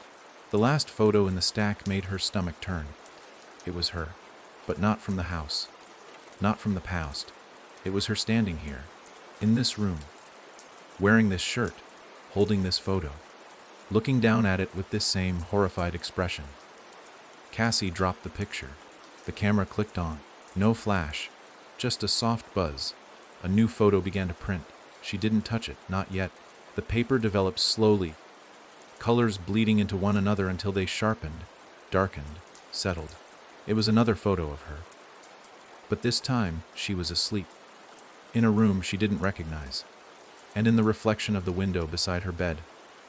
The house was standing outside. Cassie stepped back, breath caught in her throat. She looked to the window in her childhood room. The street outside was empty. Nothing unusual. But now the house had changed its strategy. No more doors. No more mirrors. Photographs. It wasn't just wearing faces anymore. It was cataloging them. Archiving them. Storing them like seeds in a field it planned to replant. She grabbed the photos and stuffed them into her bag. The pendant was gone, dissolved or stolen. But the mark remained. A warning. Or maybe a key. She wasn't sure anymore. She left the room and made her way downstairs. The eye in the fireplace was closed now. Sleeping maybe. Or watching with the lid shut. She reached the front door and opened it slowly. Outside the sky was overcast. The world looked normal. But Cassie had learned the difference between normal and safe. She stepped outside. For the first time in what felt like weeks, her feet touched real earth. She walked down the porch steps, past the iron fence, onto the street. She didn't look back, not until she heard the shutter click. She turned. No camera in sight. But something flashed in the upper window. Movement. A face. Her face. Staring down at her from the glass. Expressionless. Still. As if watching her leave. Cassie didn't stop moving. She passed the neighbors' houses. Each one dark. Curtains drawn. Not abandoned, but avoiding. Like they all knew. At the end of the block, she found her Jeep. The same one she arrived in. It started on the first turn. Of course it did. The house was finished with her for now. But the engine hummed wrong. Like it remembered the hands that tried to drag her back. Like the tires had rolled through something wet and forgotten. Cassie drove in silence. No music, no calls. Just the road. She didn't stop until she hit the edge of town. The sign still read well el comi tuash memoresi opiulato 1436, but someone had scratched something into the bottom. A single word. Run. She kept driving. 10 miles. 20. 40. But the road didn't feel like it was leading her away. It felt like it was spooling, coiling, as if the farther she went, the more she was dragging something behind her. Cassie checked her rearview mirror. No headlights. No cars. But for a split second, she saw something flash across the back seat. Her own reflection. Smiling. Flickering like an old film reel. Then gone. She gripped the wheel tighter. The road stretched on. But she knew now, deep in her chest, beneath the skin, behind her eyes, she hadn't escaped. She'd been chosen. The house no longer needed walls. No need for brick or beams or stained carpet. It just needed a face, a memory, a name. And now it had hers. Cassie Durant wasn't the last. She was the beginning of a new set. And somewhere behind someone's eyes, in someone's mirror, it was already building again. Cassie didn't stop driving until the sun came up, and even then, she didn't slow. The light offered no safety anymore. She knew that now. Morning was just another lie the house wore, another disguise stitched from warmth and routine. Her eyes were bloodshot, her hands stiff on the wheel. But the road beneath her wheels was the only thing left that made sense. She hadn't slept since the mirror shattered. Since the photographs began. Since she saw her own face blinking in windows she hadn't yet looked through. She made it to a town 2 states over. A place called Briar Hollow. Population barely 1,000, gas station.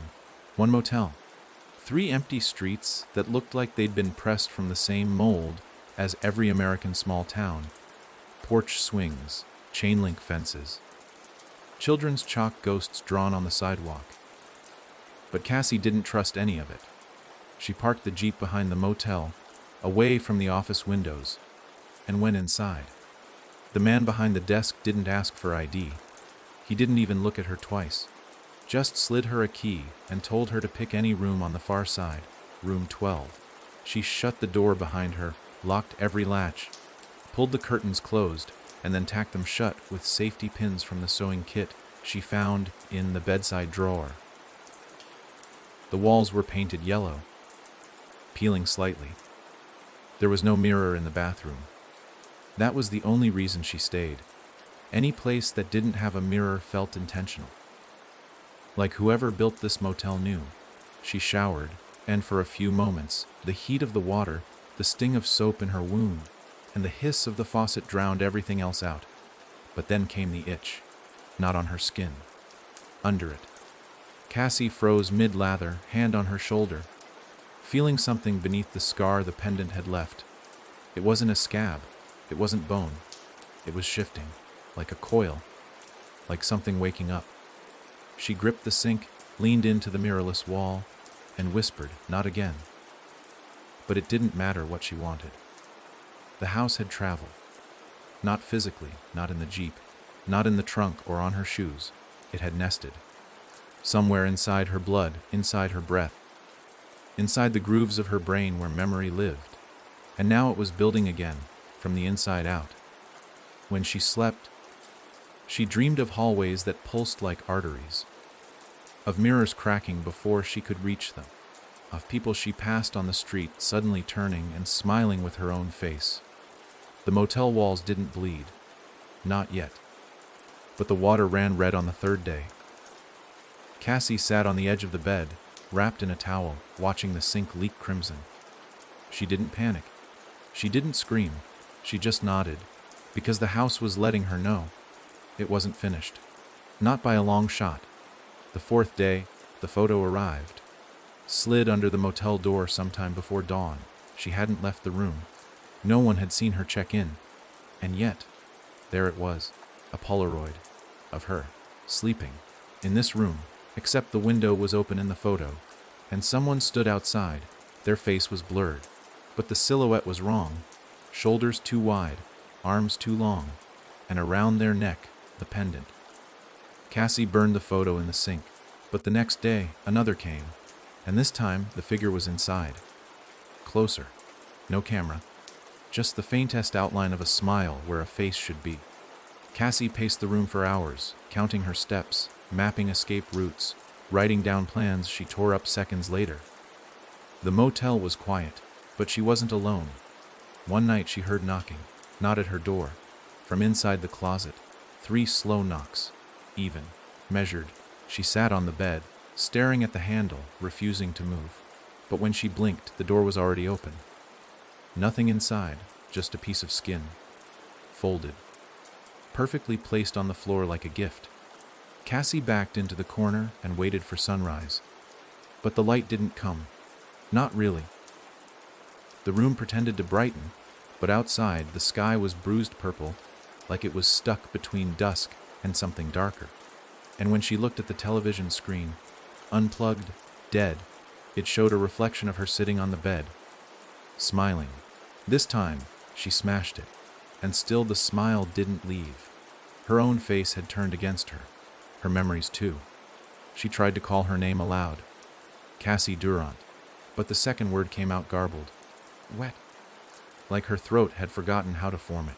She tried again, Cassie Du, but the name stopped short, like it had already been claimed.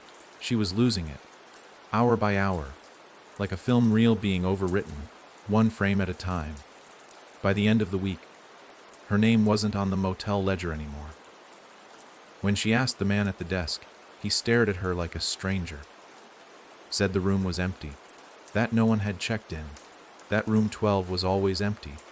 Cassie looked at the key in her hand. No number, just a blank scratched tag, and behind her, the motel lights flickered, windows shimmered. The shadows in the hallway smiled, not maliciously, not even threatening, just hungry. Cassie stepped outside that night and walked to the edge of the woods behind the parking lot. She didn't look back.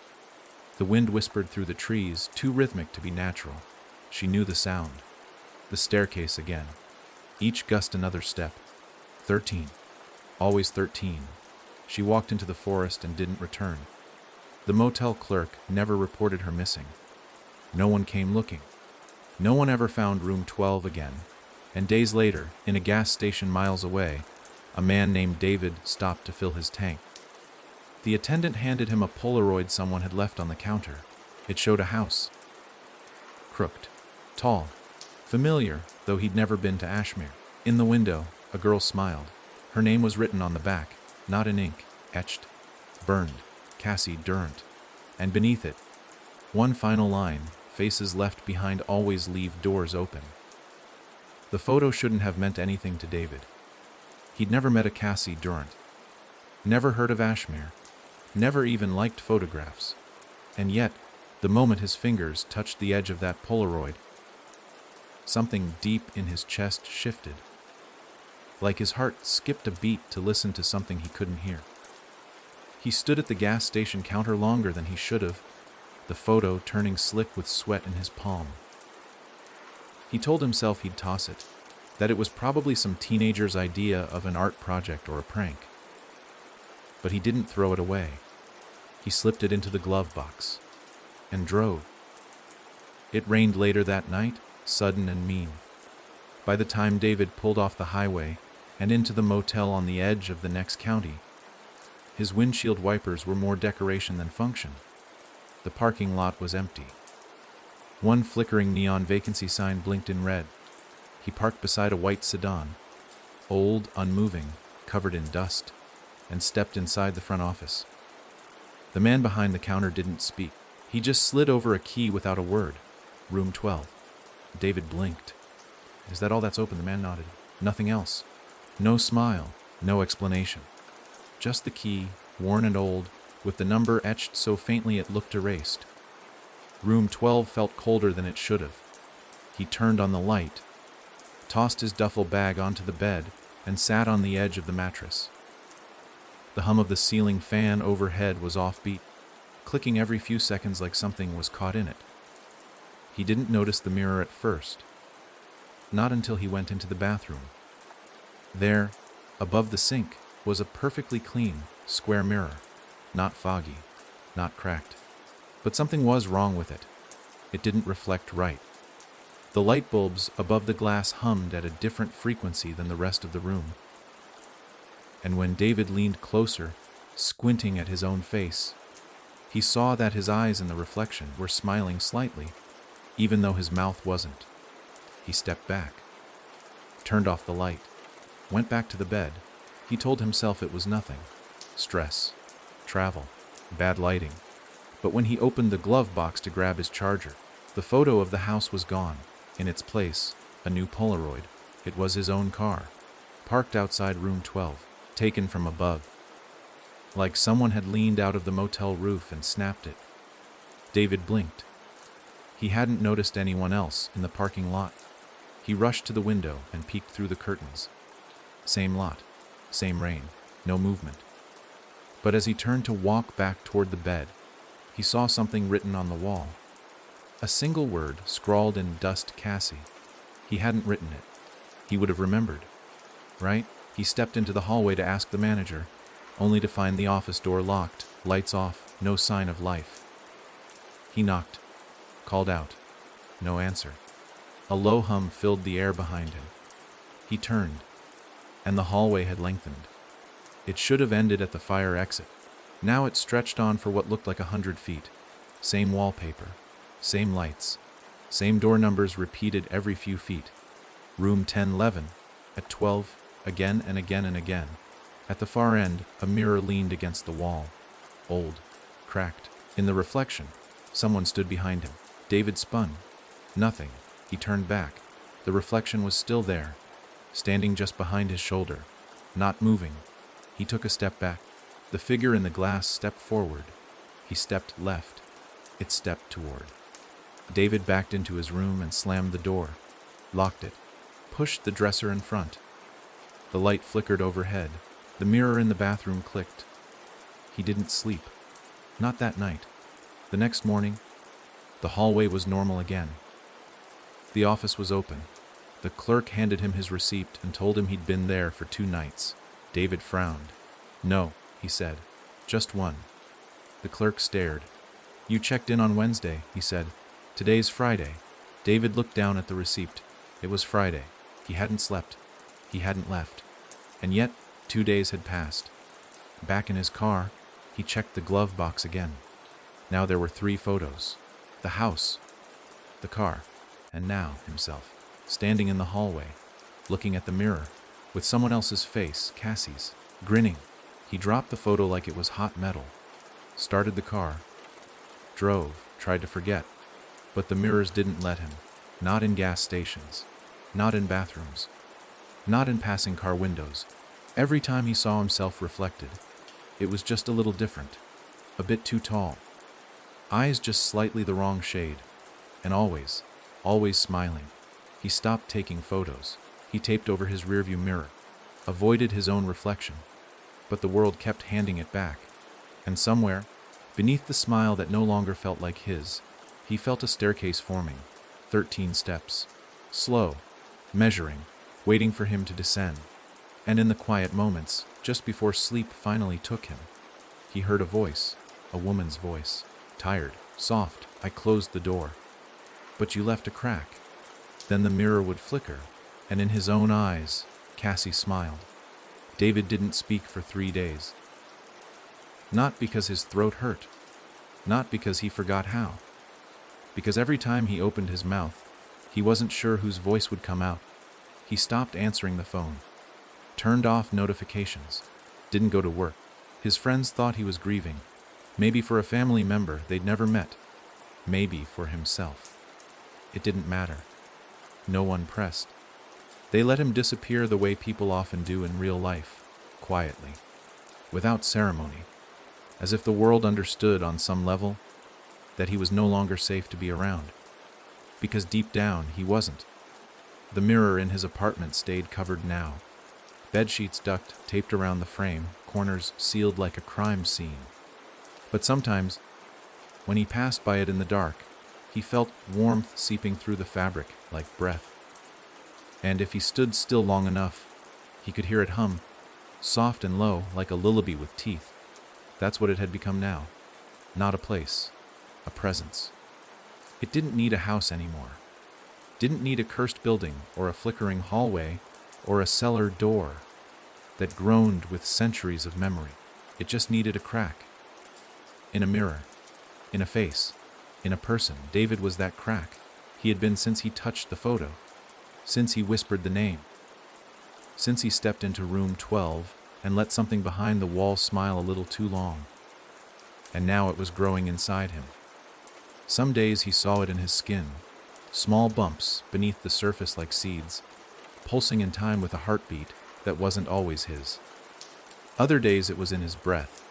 He'd catch himself exhaling fog into a warm room, or find bite marks on the inside of his cheek he didn't remember giving himself. But the worst part wasn't the changes. It was the memories. Memories that weren't his. He would wake in the middle of the night gasping, convinced he had been standing in Ashmere Lane again, or back in the nursery with the rotting cake, or staring into the altar of faces below the earth. He remembered what it felt like to bleed into the monolith. He remembered the echo of a mirror shattering against flesh. He remembered Cassie.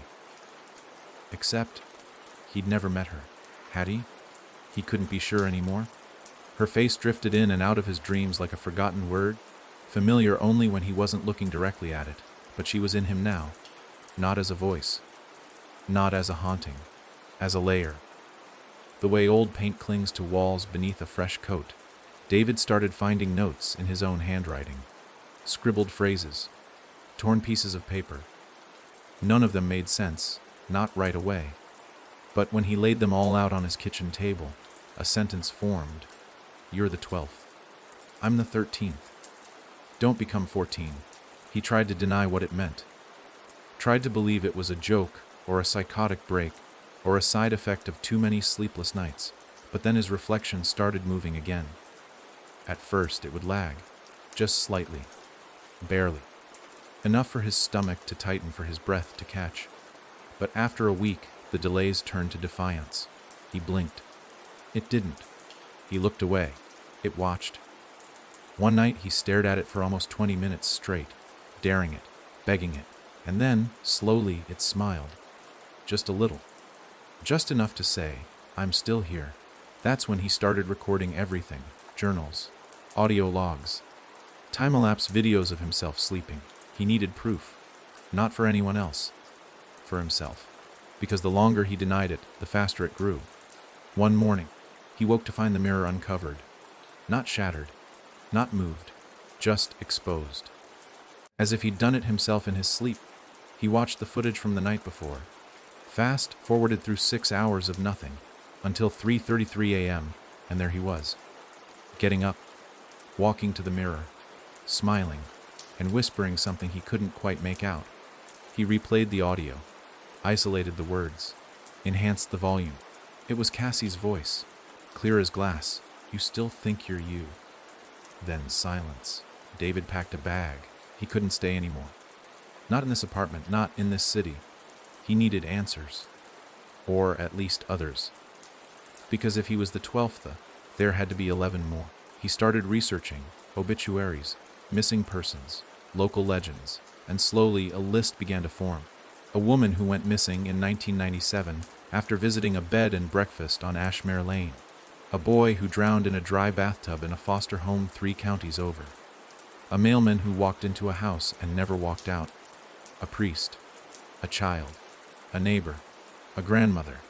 A girl who was last seen checking into a motel room 12. Each name led him to a face.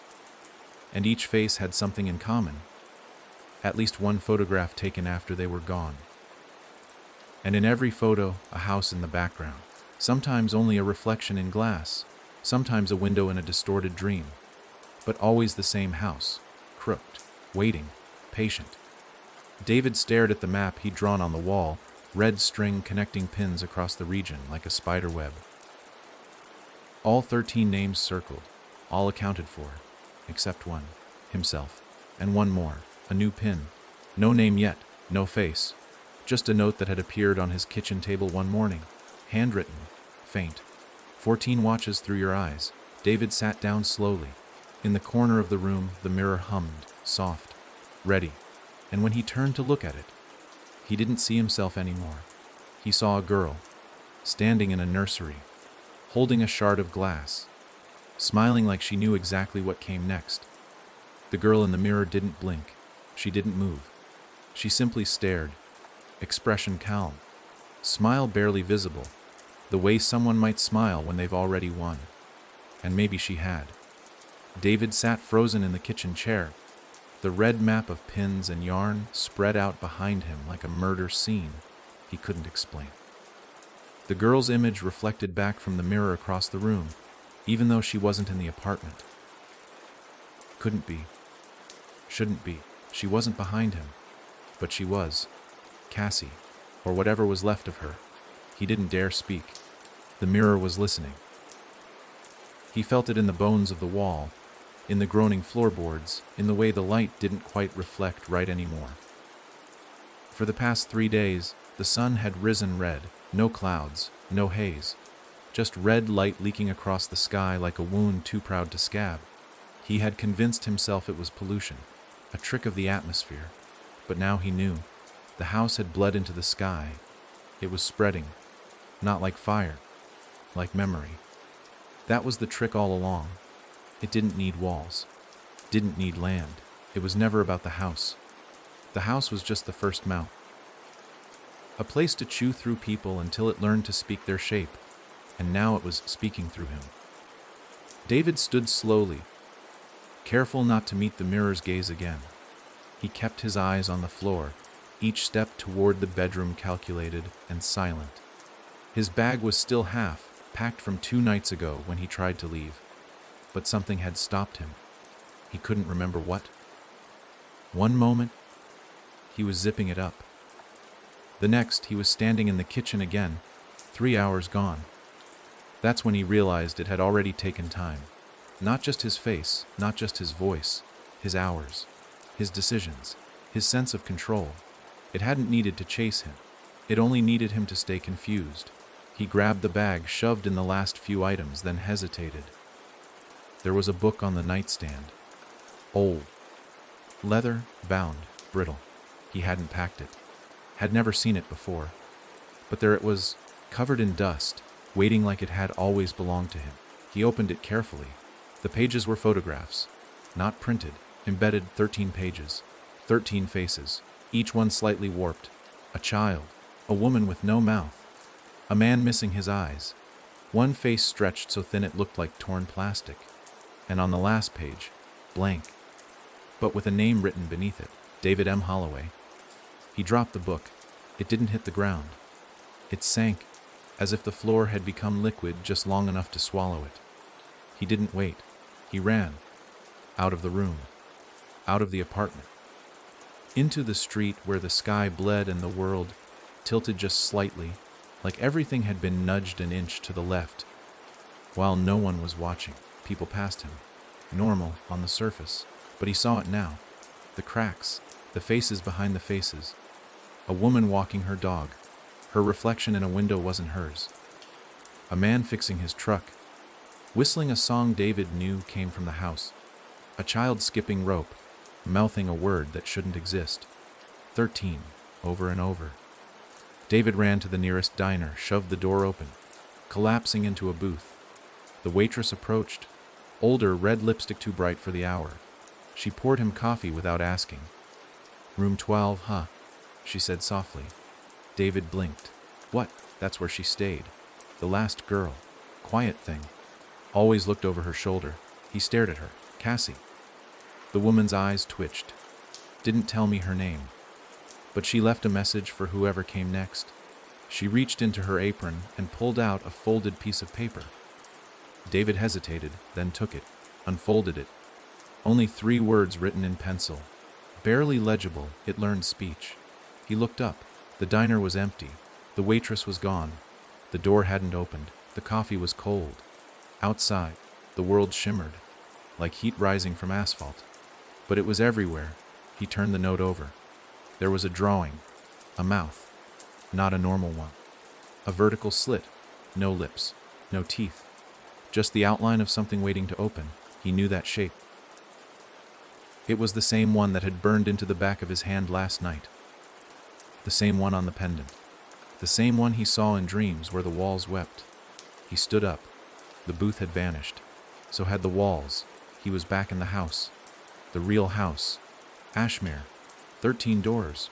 13 mirrors. 13 bodies. All breathing. All watching. He'd stepped through the crack. And now, there was no floor beneath him. Only the mouth. It opened wide. And in its silence, he heard everything.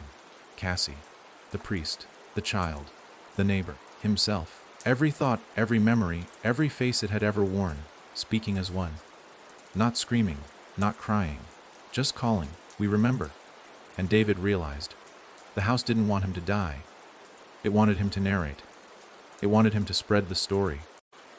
To be the voice. To carry the mouth. And as his reflections smiled from every piece of shattered glass on the ground, he heard one final truth: the 13th mouth wasn't a room. It was a person. And he had just opened. David didn't remember hitting the ground. One moment he was standing in a diner that wasn't a diner, holding a note that wasn't paper, and the next he was on his back in dirt that pulsed like flesh. Above him, the ceiling groaned. Not from beams or boards, but from veins. Long, dark, coiled veins that stretched across what used to be a roof. They throbbed in rhythm, each pulse like a heartbeat, echoing to him through miles of buried wood. He sat up slowly, palms raw from the fall, breath catching like he'd inhaled ash. The room around him wasn't part of any house that existed in his memory, but it remembered being a room once. A cradle in the corner rocked slowly without wind. The wallpaper peeled in strips that curled like tongues. There were no windows, only paintings of windows, scratched in charcoal by a hand that didn't understand depth, and at the center of the far wall a mirror, of course. But this one wasn't cracked. It was perfect, pristine. Beckoning, it moved. Not its reflection, the glass itself. It rippled, as though it had given up pretending to be solid. David stood on shaking legs. He was barefoot now, though he couldn't recall taking off his shoes. The floor squelched under each step, and as he neared the mirror, the whisper returned. Not loud, but constant, like someone breathing against the back of his eardrum. The words were buried in the air, barely legible, like old cassette tape hissed beneath a song. "Say it," David blinked. "Say what?" The mirror pulsed. The name, his voice caught in his throat. He hadn't said it out loud in days, maybe longer. His name. David. It felt foreign now, as though it belonged to a man who once wore his skin but had outgrown it. He tried to walk away, but his reflection followed, not mirrored, attached. Like a shadow pinned wrong, it moved ahead of him, stepping where he hadn't yet gone, showing futures instead of now. One version of him smiled. Another screamed. Another bled from the eyes. But all of them whispered the same thing, 13 mouths. One whisper, 14 follows. He turned sharply, heart thundering, only to find a hallway behind him that hadn't been there seconds ago. Narrow, endless, and lined with doors, each bearing a symbol he now knew by instinct, the sigil of the mouth. The crack, the eye, the house, the seed. It wasn't a place. It was a cycle.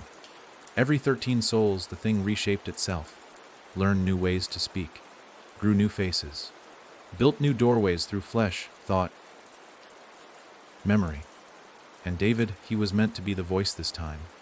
That's what the waitress had meant. It learned speech. It didn't want to haunt. It wanted to talk, to anyone, to everyone, through whoever opened their mouth wide enough to let it in. He walked the hallway, the silence crawling over his shoulders like wet feathers. The doors whispered when he passed, not from their hinges, from behind them. Cassie was behind one. So was the priest. So was the child with no eyes, and the woman with a mirror instead of a mouth. But David didn't open any. Not yet. He reached the end of the hallway, where a 13th door waited. This one had no sigil, no handle. Just a smear of blood shaped vaguely like a handprint. The wood breathed. David placed his palm against it. It opened, not outward, not inward, but around him. He stepped through and into darkness so thick it felt wet. The air was heavy with memory. He could taste every moment the house had ever lived. Births, deaths, secrets swallowed by plaster and floorboard. He saw visions. A girl running through a nursery. A grandmother burning her own eyes out to avoid being seen. A man screaming into a mirror that blinked back. A boy drawing stairs that led nowhere. All of them circling a single truth: the house never died. It just wore different bones. And then silence. Total. The kind of quiet that makes your thoughts feel like screams. David stood in an empty field. At least, that's what it looked like. But the grass wasn't real. The sky wasn't real. They shimmered, like film projected on smoke. This was the space between, the throat of the house. The place where it swallowed, digested, and rebuilt. He could feel it all around him now. Not watching, but listening, waiting for him to say it. His name, his true name, not David, not even the one written on his birth certificate. The name the house had given him, the one etched into the Book of 13, it was on his tongue, ready, heavy. He opened his mouth, and then a voice interrupted, familiar, fierce. Don't say it, he spun. Cassie, or her ghost, or what was left of her. She stood 10 feet away, barefoot in soil that flickered like static, eyes burning not with fear but anger. You say it, you finish it, she said. And then it wears you forever. I thought you were gone, David whispered. I was, she replied. But I left myself in the mirrors. I left breadcrumbs. Just enough to pull the next one back. You're not the first, David. But you can be the last. He looked down at his hands. They were turning clear. Memories slipping from his fingers like sand. Why me? He asked, tears burning in his throat. Cassie stepped closer. Because you listened. Most people hear the whisper and run, or die. But you listen, and now it wants to speak through you. The sky above them cracked. A sound like 1,000 mouths chewing on static. The house was angry. Cassie grabbed his hand. It burned where she touched him, but he didn't pull away. You want to end it, she said. He nodded. Then take it with you, all of it. Every word, every scream, every face, swallow it. He didn't understand, but he felt it, and he opened his mouth and inhaled. The field shattered. The mirrors broke. The doors slammed shut, and all the voices rushed into him, one after another. Cassie's scream, the priest's prayer, the child's lullaby, the neighbor's last breath, the woman's mirror shatter. The house tried to pull away, to close, to hide, but David held it tight. He became the mouth, not the house's, his own. And in that moment, it was silent, truly silent. The kind of quiet that means something has died. He fell to his knees. Alone again. And when he opened his eyes, he was back, in the diner, his coffee warm, the photo gone, the world normal. But he knew, it wasn't over. He was the house now. And every time he opened his mouth to speak, he'd have to make a choice to say his own words, or let it whisper through him. David hadn't spoken in 6 days, not one word. Not to strangers, not to his reflection, not even in sleep. He'd learned, maybe too late, that words were no longer just breath for him. They were invitations. They were knocks. And if he knocked too many times, something would answer. Something that still lingered beneath his skin, like smoke clinging to a fire that should have gone out. So he stayed silent, but the house inside him didn't sleep. It stretched. It remembered. And in the quiet moments before dawn, when the world still hung in that uncertain blue, he felt it testing the walls of his ribs, not violently. Not even with malice. Just curious. Like a child running its fingers across a lock, wondering if the keyhole still fit. David had thought swallowing the house's whisper would kill it. That taking its voice would bury it. But all he'd done was give it better acoustics. His throat had become an echo chamber. The silence he wore now, it wasn't defiance. It was containment. Every breath he took was laced with stories that didn't belong to him, all coiled like parasites around his vocal cords, waiting for a crack, a moment of weakness, a single, careless word. But the world didn't care that he was cursed. Life crept back in, the kind you couldn't escape forever. A flat tire. An old friend spotting him in a grocery store. A neighbor asking for help with moving a dresser. And each time, David had to hold back the instinct to respond. Instead, he nodded, he wrote notes, he smiled, but never with teeth. Until the letter arrived. There was no return address, no postage stamp. Just his name, scribbled in childlike handwriting across a plain white envelope. He stared at it for an hour before opening it. He shouldn't have. He knew that. But curiosity wasn't just a trait anymore. It was bait, and he took it. Inside the envelope was a single photograph. An old black and white image, weathered by time, the corners curled. It showed a child, 7 or 8 years old, standing in front of a house. But not the house. This one was different. Smaller. Plain. Familiar in the way forgotten dreams often feel. And written on the back in smudged pencil was one line. The first door never truly shut. David's stomach twisted. He knew that house. It was his childhood home. Long before the mirror. Long before the diner. Long before room 12. He hadn't thought about it in years. Not since the fire. Except there hadn't been a fire. That's what his mother always told him. They'd just moved. Packed up one night and left, never looking back. He remembered crying for days afterward, remembered how his mother never explained. But that photo didn't lie. He drove 6 hours in silence. No music, no GPS. Just back roads and a rusted box of cassette tapes he didn't dare play. The house was still there. Boarded windows, chipped paint. The kind of house people walked past quickly without knowing why.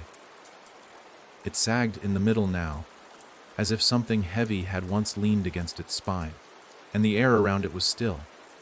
Too still. No wind, no birds. Just pressure, like a breath held too long. David stepped out of the car, his boots crunching against dry leaves. He moved toward the porch with slow steps, each creak of wood beneath his feet echoing louder than it should have. When he reached the door, he didn't knock. He touched it, and it opened on its own. Inside, the house looked exactly as it had in his memory. Same beige walls. Same dusty light filtering through the cracks. Same smell of mothballs and old secrets. But the hallway, that was new. Longer than physics allowed.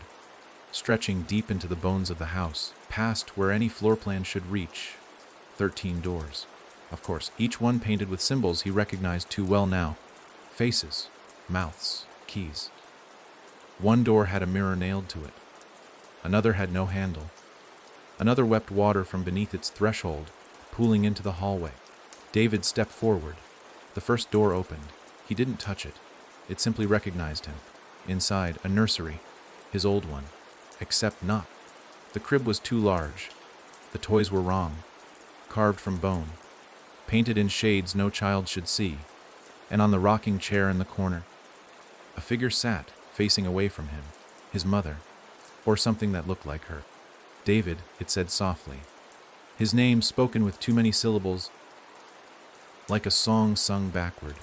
He didn't respond. You've been carrying it, the voice continued. But it doesn't belong to you, sweet boy. The figure turned, and it was her. Except not.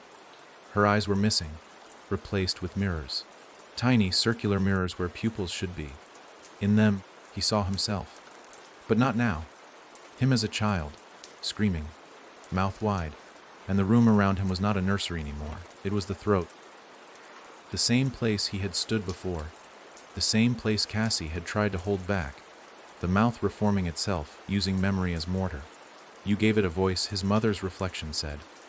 Now give it form. David backed away. The door slammed shut. The second opened. This time, a church. Empty pews. Candles burning upside down. At the pulpit, a man with no face, just a hole, endless. Whispering sermons in a language made of teeth and mirrors. David ran. Down the hall. Past door after door. Each one bursting open with memories he didn't own. Cassie's fear. The priest's lies. The child's last scream. The woman's betrayal. All of them woven into him now. All of them part of the same story. He reached the final door. The 13th. And behind it nothing. Just a mirror. One that didn't reflect, it absorbed. As he stepped inside, the hallway behind him vanished. He was no longer in his childhood home. He was beneath it. Deep, in the place the house first learned to hunger. A stone floor. Candles made of fingernails. A circle of glass in the center, shattered but unbroken. The reflection inside it changed constantly. Cassie, himself, the others, and one figure he didn't recognize. Not yet. But it stared through the glass with eyes too old to name. It smiled, and said 14. David dropped to his knees. His skin split at the shoulders. From the seams, hands pushed outward, not his. Others, and in the darkness, the whisper returned, open your mouth. Let them in. But David didn't speak. Not this time. Instead, he reached into his own throat, and pulled the whisper out. A thread of smoke, screaming, fighting. It burned his fingers, bit his palm, but he held it fast, and threw it into the glass. The mirror shattered. This time fully. The sound didn't echo. It ended. The stone floor cracked. The air turned warm, real, and David exhaled for the first time in what felt like centuries. The house groaned, then fell silent, truly silent, and when he rose, there were no doors behind him, no hallways, no mirrors, just a small, boarded house, forgotten, empty. He walked outside. The sky was blue again, not red, not bruised, just blue. He looked at his hands, still his, still whole. The whisper was gone. But he knew, somewhere someone heard it, and one day they might listen. But for now, the mouth was closed. The quiet didn't last. David sat beneath the willow tree across the road from the house, watching the boarded windows, as if they might blink. He hadn't moved in hours. A crow circled overhead twice before deciding not to land. The house behind him looked still, ordinary even. No red sky. No shifting hallways. No mirrors. But David knew better. The silence was not peace. It was pressure. Something held beneath the surface, waiting for a single crack. And in the air, there was a tension, like the final moment before a scream. He lit a cigarette with trembling fingers, his first in a decade, and felt it burn all the way down. Smoke felt too clean in his lungs now. His body had been used by the thing, worn like a coat. Now that it was gone, if it was truly gone, he wasn't sure what was left. He'd spoken no words for weeks. Only whispers, silent thoughts, half screams inside his own mind. Now, for the first time in what felt like forever, he let himself murmur aloud, "Are you still in there?" The house didn't answer, but the wind did. It changed direction. Not gradually, not naturally. It flipped, like someone had pressed rewind on the weather. Leaves reversed their path midair. A soda can across the street rattled backward into a gutter, and David's hair shifted the wrong way. He stood slowly. Maybe the house hadn't gone silent. Maybe it had just changed frequency. The mirror hadn't been the only mouth, just the first. Something moved across the street. A child, no older than 10, wearing a yellow raincoat despite the sun.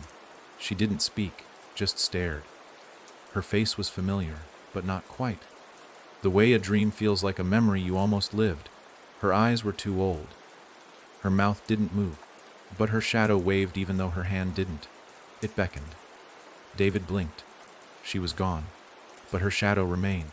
It slid across the sidewalk and under his feet, rippling like oil on water. He stumbled back, heart racing. "No," he whispered. "I closed you. I closed you." The wind laughed. No words, just tone. A tone that felt like teeth dragging across glass. And behind him, the house door creaked open. He turned. No one was there. But something had been. The smell of rot hit him like a wave. Not dead things, forgotten things. Like memories locked in basements too long. He stepped to the edge of the porch and looked inside. Still empty, still dust. But something had changed. There was a mirror on the wall again. Only this time it didn't show his face. It showed a hospital room. Sterile. White, and in the bed him. Wired. Sedated. Mouth slightly opened. Breathing, but not awake. David stepped back. No, it wasn't possible. He wasn't in a coma. He wasn't dreaming. He'd escaped. Hadn't he? He looked again. The man in the bed turned his head and stared directly at him through the mirror. And smiled. But it wasn't his smile. It was Cassie's, twisted. Knowing. Wrong. A voice echoed in the walls, faint and distant. Like someone speaking through cotton. One closes, one opens. David backed into the yard, stumbling over roots that hadn't been there before. The grass pulsed under his feet. The house no longer cared to pretend. He wasn't in the real world. He never had been. Or maybe he had and now he wasn't. The line had blurred. He tried to run, but the world looped. Street signs repeated. Mailboxes reset. The same blue car drove by 3 times, each time with the same song playing through its open window, a soft, haunting lullaby that only used 4 notes. It was him, caught in the maze, again. The whisper hadn't needed to live in his mouth anymore. Now it lived in the pattern, and the pattern bent reality. He found himself back at the porch. Again, again, again. Each time the door was more open, the mirror inside, clearer. On the 4th loop, someone stood beside the bed in the reflection. A nurse. No, Cassie. But she was older, much older. Hair streaked with gray. Eyes tired. She looked up at him through the mirror and mouthed, "You're still sleeping." He screamed. He doesn't remember making the sound, but he felt it rip from his throat, hot and raw, like a confession forced from a locked room. The house didn't shudder. It sighed. The mirrors inside it cracked, not broke, just cracked. Enough for things to leak. David fell to his knees, hands gripping the grass that felt less like grass and more like carpet now. Hospital carpet, room 216. The number carved into the tree beside him. He had never told anyone that number. Not even himself. Not since he was 7. Not since before the fire that wasn't a fire. Before his mother took him and ran without reason. Room 216 was where they had taken him after the night terrors. After the screaming fits. After the drawings of staircases that led nowhere. David looked up. The house was gone. In its place, a door. White, padded. Locked from the outside. A hospital door. And a voice whispered behind it, "Open it. Just once. And I'll show you everything." His hands moved on their own. They reached forward. Touched the doorknob. It was cold. Like the other side of a pillow held against a screen. He turned it. The door opened. And inside, a mirror. Again. But this one didn't show faces. It showed options. 1,000 Davids. In 1,000 houses. All opening the door. All making the same mistake. And at the center of them all was the first whisper, a black thread, not a sound, a shape. It bent the air around it, curled into words too old for language. And the moment he saw it, the moment he understood it, David forgot his name, not out of fear, out of design, because names are locks, and if you unname yourself, you unchain the door. His body fell forward, into the mirror, and the moment he passed through, the house smiled with 1,000 mouths, not teeth, just breath, a long, quiet exhale, like relief, because the first door had reopened. And now, the silence could bend again. There's a moment, so small, it's easy to miss, where reality forgets what it's made of, where floors feel like memory instead of wood, and the air tastes like someone else's thoughts. That's where David landed, not falling, not flying, just placed into a version of the world that was somehow off. As if someone had photocopied reality one too many times and the edges had started to blur. He stood in a hallway, not his, not any he recognized, dimly lit, green carpet with a cheap floral pattern, the kind you only see in dying motels or hospitals that haven't been renovated since the 80s. The walls were damp, not wet, but sweating. The smell hit him first, something sweet layered over rot, like flowers thrown over a shallow grave. A buzzing filled the air, but he couldn't find the source. It wasn't electric, it was biological. Every light overhead flickered at a different tempo, some in sync with his heartbeat, some ahead of it, some behind. The hallway had no visible end, just an ever-narrowing stretch of space that seemed to inhale slightly every time he blinked. He tried to speak, just to hear his own voice again, to see if he still had one. But the words caught in his throat like a caught fly, fluttering, panic, but going nowhere. He reached up and touched his mouth, stitched, not literally, but figuratively, spiritually, like something inside him had said, "You don't get to narrate anymore." That's when the breathing started, not his. Not from any single direction. It came from the walls, subtle at first, then deeper, heavier, like lungs that hadn't been used in centuries suddenly reawakening. The wallpaper bulged outward with each inhale, retracted with each exhale. Not fabric, not paint skin. He ran. Not because he thought it would help, but because that's what the body does when the mind breaks.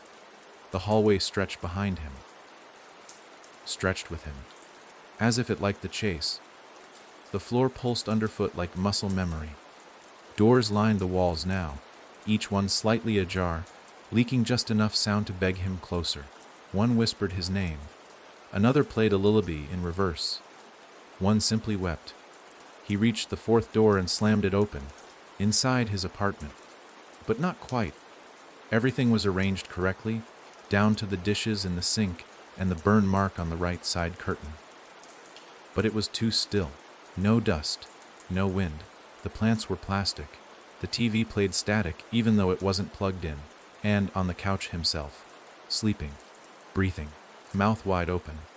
Inside his sleeping self's mouth was another room, another hallway, another mirror, and inside that mirror, Cassie, staring, bleeding from the eyes, and behind her 13 figures, mouths wide, screaming silently. The scene folded into itself like paper, burned from both edges, and David stumbled backward, slamming the door shut just as something knocked from the other side. He turned. The hallway was gone. Now he was in a living room, not his. Old. Dust choked. Victorian wallpaper curling at the seams. A fireplace filled with black feathers. A single photograph on the mantel. He walked toward it. His hands trembled as he picked it up. A family portrait. His mother, his father, and him.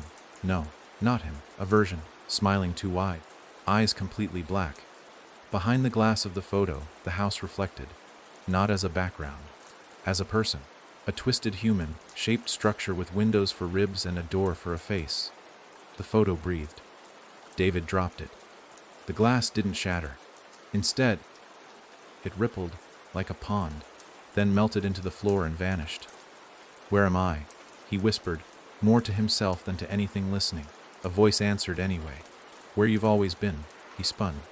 The couch was full now, 12 people, still, gray, skinned, eyes gouged, mouths open in silent scream, all facing forward, all dressed in outdated clothes, like wax sculptures melting under slow heat. At the center, the 13th seat sat empty, waiting. David took a step back. The door behind him clicked shut, not slammed, not locked, just decided. That's what this place was. Not a dream, not a coma, not quite the house. Something in between, where it went to build, to plan its next shape, its next cycle. It needed a voice, but more than that, it needed a host, a body to walk in, a mouth to wear, a face to shape. He turned back to the couch. The bodies were decaying now, fast, slumping inward like old fruit.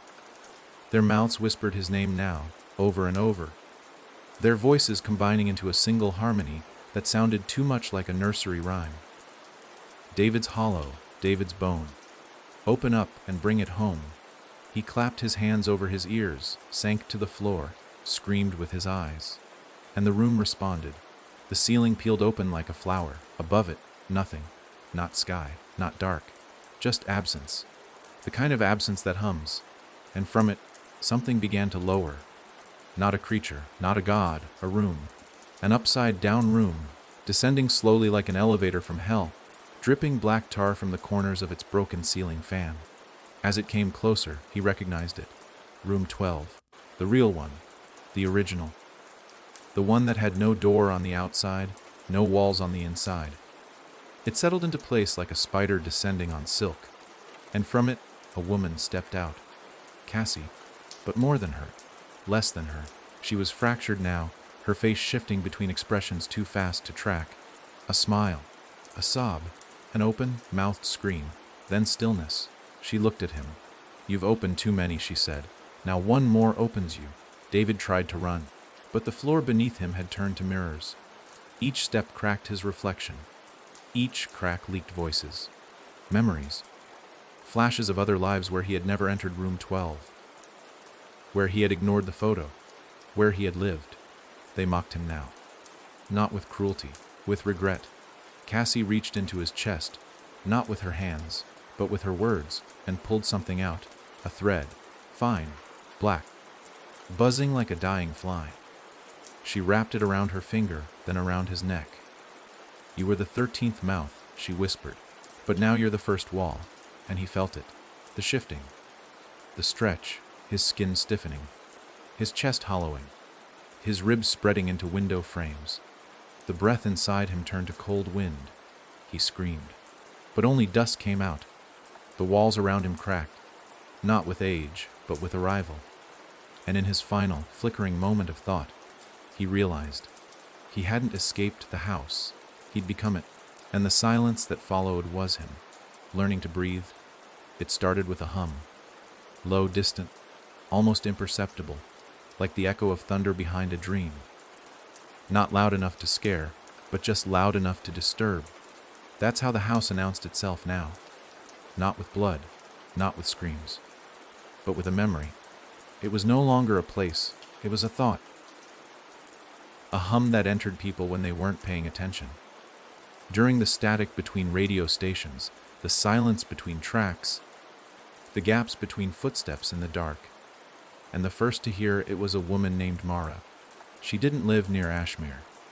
Had never heard of Room 12. She worked in records, dusty archives, dated paperwork, a life of silence and solitude, broken only by the occasional hiss of an old reel or the scratch of pencil on ledger. She liked it that way. The quiet made sense. It stayed put. Until the files started humming. The sound came from one of the back rooms, down in the basement where the water damage had curled every corner of the floor and mold whispered secrets through the air vents. She had been reaching for a box labeled LOY, Davidm, a name she didn't remember ever filing, when the noise struck her in the chest like a punch made of music. She staggered back, holding her ribs, eyes wide. The hum was inside her bones. Not just heard, felt, like it had known exactly where to enter. That night, Mara dreamed of walls breathing, not sighing, not creaking. Breathing. She stood inside a hallway that looped on itself. her footsteps coming before she took them, her reflection smiling before she had the chance to. Every door she passed was labeled with her name, but the handwriting changed on each: cursive, block letters, child scrawl, braille, blood. When she woke, she had scratches on her palms. A single word written across her bathroom mirror in condensation: welcome. She told no one. Who could she tell? The deeper the house wove into her thoughts, the more impossible it became to speak of it. Her tongue would go numb. Her jaw would ache. Once, she tried to email a friend about it, but the keys kept typing the wrong words. Door, throat, inhale, name, open. She smashed the laptop with her elbow. It didn't stop. 2 days later, the walls in her apartment changed. Subtly at first. A seam in the wallpaper that hadn't been there. A new creak in the floorboard that echoed like someone walking just behind her. Then came the hallway. Only at night. Only after 2:13 a.m. She'd wake to find her bedroom door leading into somewhere else entirely. At the end of that hallway, there was always a man. Sometimes he had no face. Sometimes he was her face. Once he wept. Once he laughed and pulled a mirror from his chest, whispering, "Look. Just look." Every time, she woke before she reached him. Until one night she didn't. She touched the mirror, and it blood, not red, not even liquid, but time. The second she laid her palm against the glass, she was pulled, not backward, not forward, but sideways, into David's scream, because David was still there, somewhere, not dead, not gone, just repurposed. He didn't think in words anymore, only in walls. His memories had been stacked into staircases, his fears converted into floorboards. Every time someone touched a mirror, his voice guided them forward, even though he no longer knew what he was guiding them toward. He was no longer a man. He was an invitation. And Mara had accepted. She stumbled into a corridor that pulsed like muscle. It didn't look like flesh, but the way the lights flickered in rhythm, the way the doors twitched when she got near it was unmistakable. This place was alive, and it remembered her. Whispers crept through the vents. "Sixth one. The sixth one is open. We only need 7 more." She reached the 6th door, hand trembling, fingers numb, and when she pushed it open, she saw David. Naked. Crouched, not aging, not dead, just preserved. His mouth open, wider than human anatomy allowed, stretched into a silent scream that looped into itself. A Mo-biased strip of sound. On the walls around him, names carved deep. Cassie, Father Thomas, Emily, Jonah, her own. Mara not carved after her arrival, carved before. She stepped into the room. The door vanished. She didn't scream, because somewhere deep inside, she recognized the pattern now. The house wasn't just growing, it was cycling. 13 names, 13 doors, 1 whisper. David had been the 13th mouth. Now he was the first wall. Mara would be the second. And the house was remembering its own name now. That's what the hum was. A word. So old it couldn't be said without consequences. So loud it had to be whispered. The name that the house had been building toward, piece by piece, person by person. Each room, each dream. Each haunting wasn't about fear, it was practice. Testing syllables. Trying on voices. Until the house could finally say itself. Speak its true name into the air. And once it did, it wouldn't need mirrors anymore. It wouldn't need walls. It would just be. Mara reached toward David's mouth, not afraid. Not anymore. And from his throat the hum grew louder. It wrapped around her, pulled her into the blueprint. And in that moment, a house was born again. A new location, a new shape, a new trap. And miles away, a boy named Elias awoke in tears, drawing spiral staircases he'd never seen before. Because the house had a name now, and it had started calling. Elias didn't know why he was drawing staircases. Not just any stairs, spirals. Always spirals. Endless ones, drawn in pen on his arms. Carved into his school desk with a key he didn't remember pocketing. Traced in the fog on the bathroom mirror after long, motionless showers. They came to him in sleep, but not as dreams, as instructions. Movements his hands knew before his mind did. His mother noticed, of course. The first time she saw him sketching stairs onto the living room wall in his sleep, she whispered a prayer and wept without knowing why. The image unsettled her, not just because it was strange, but because it was familiar.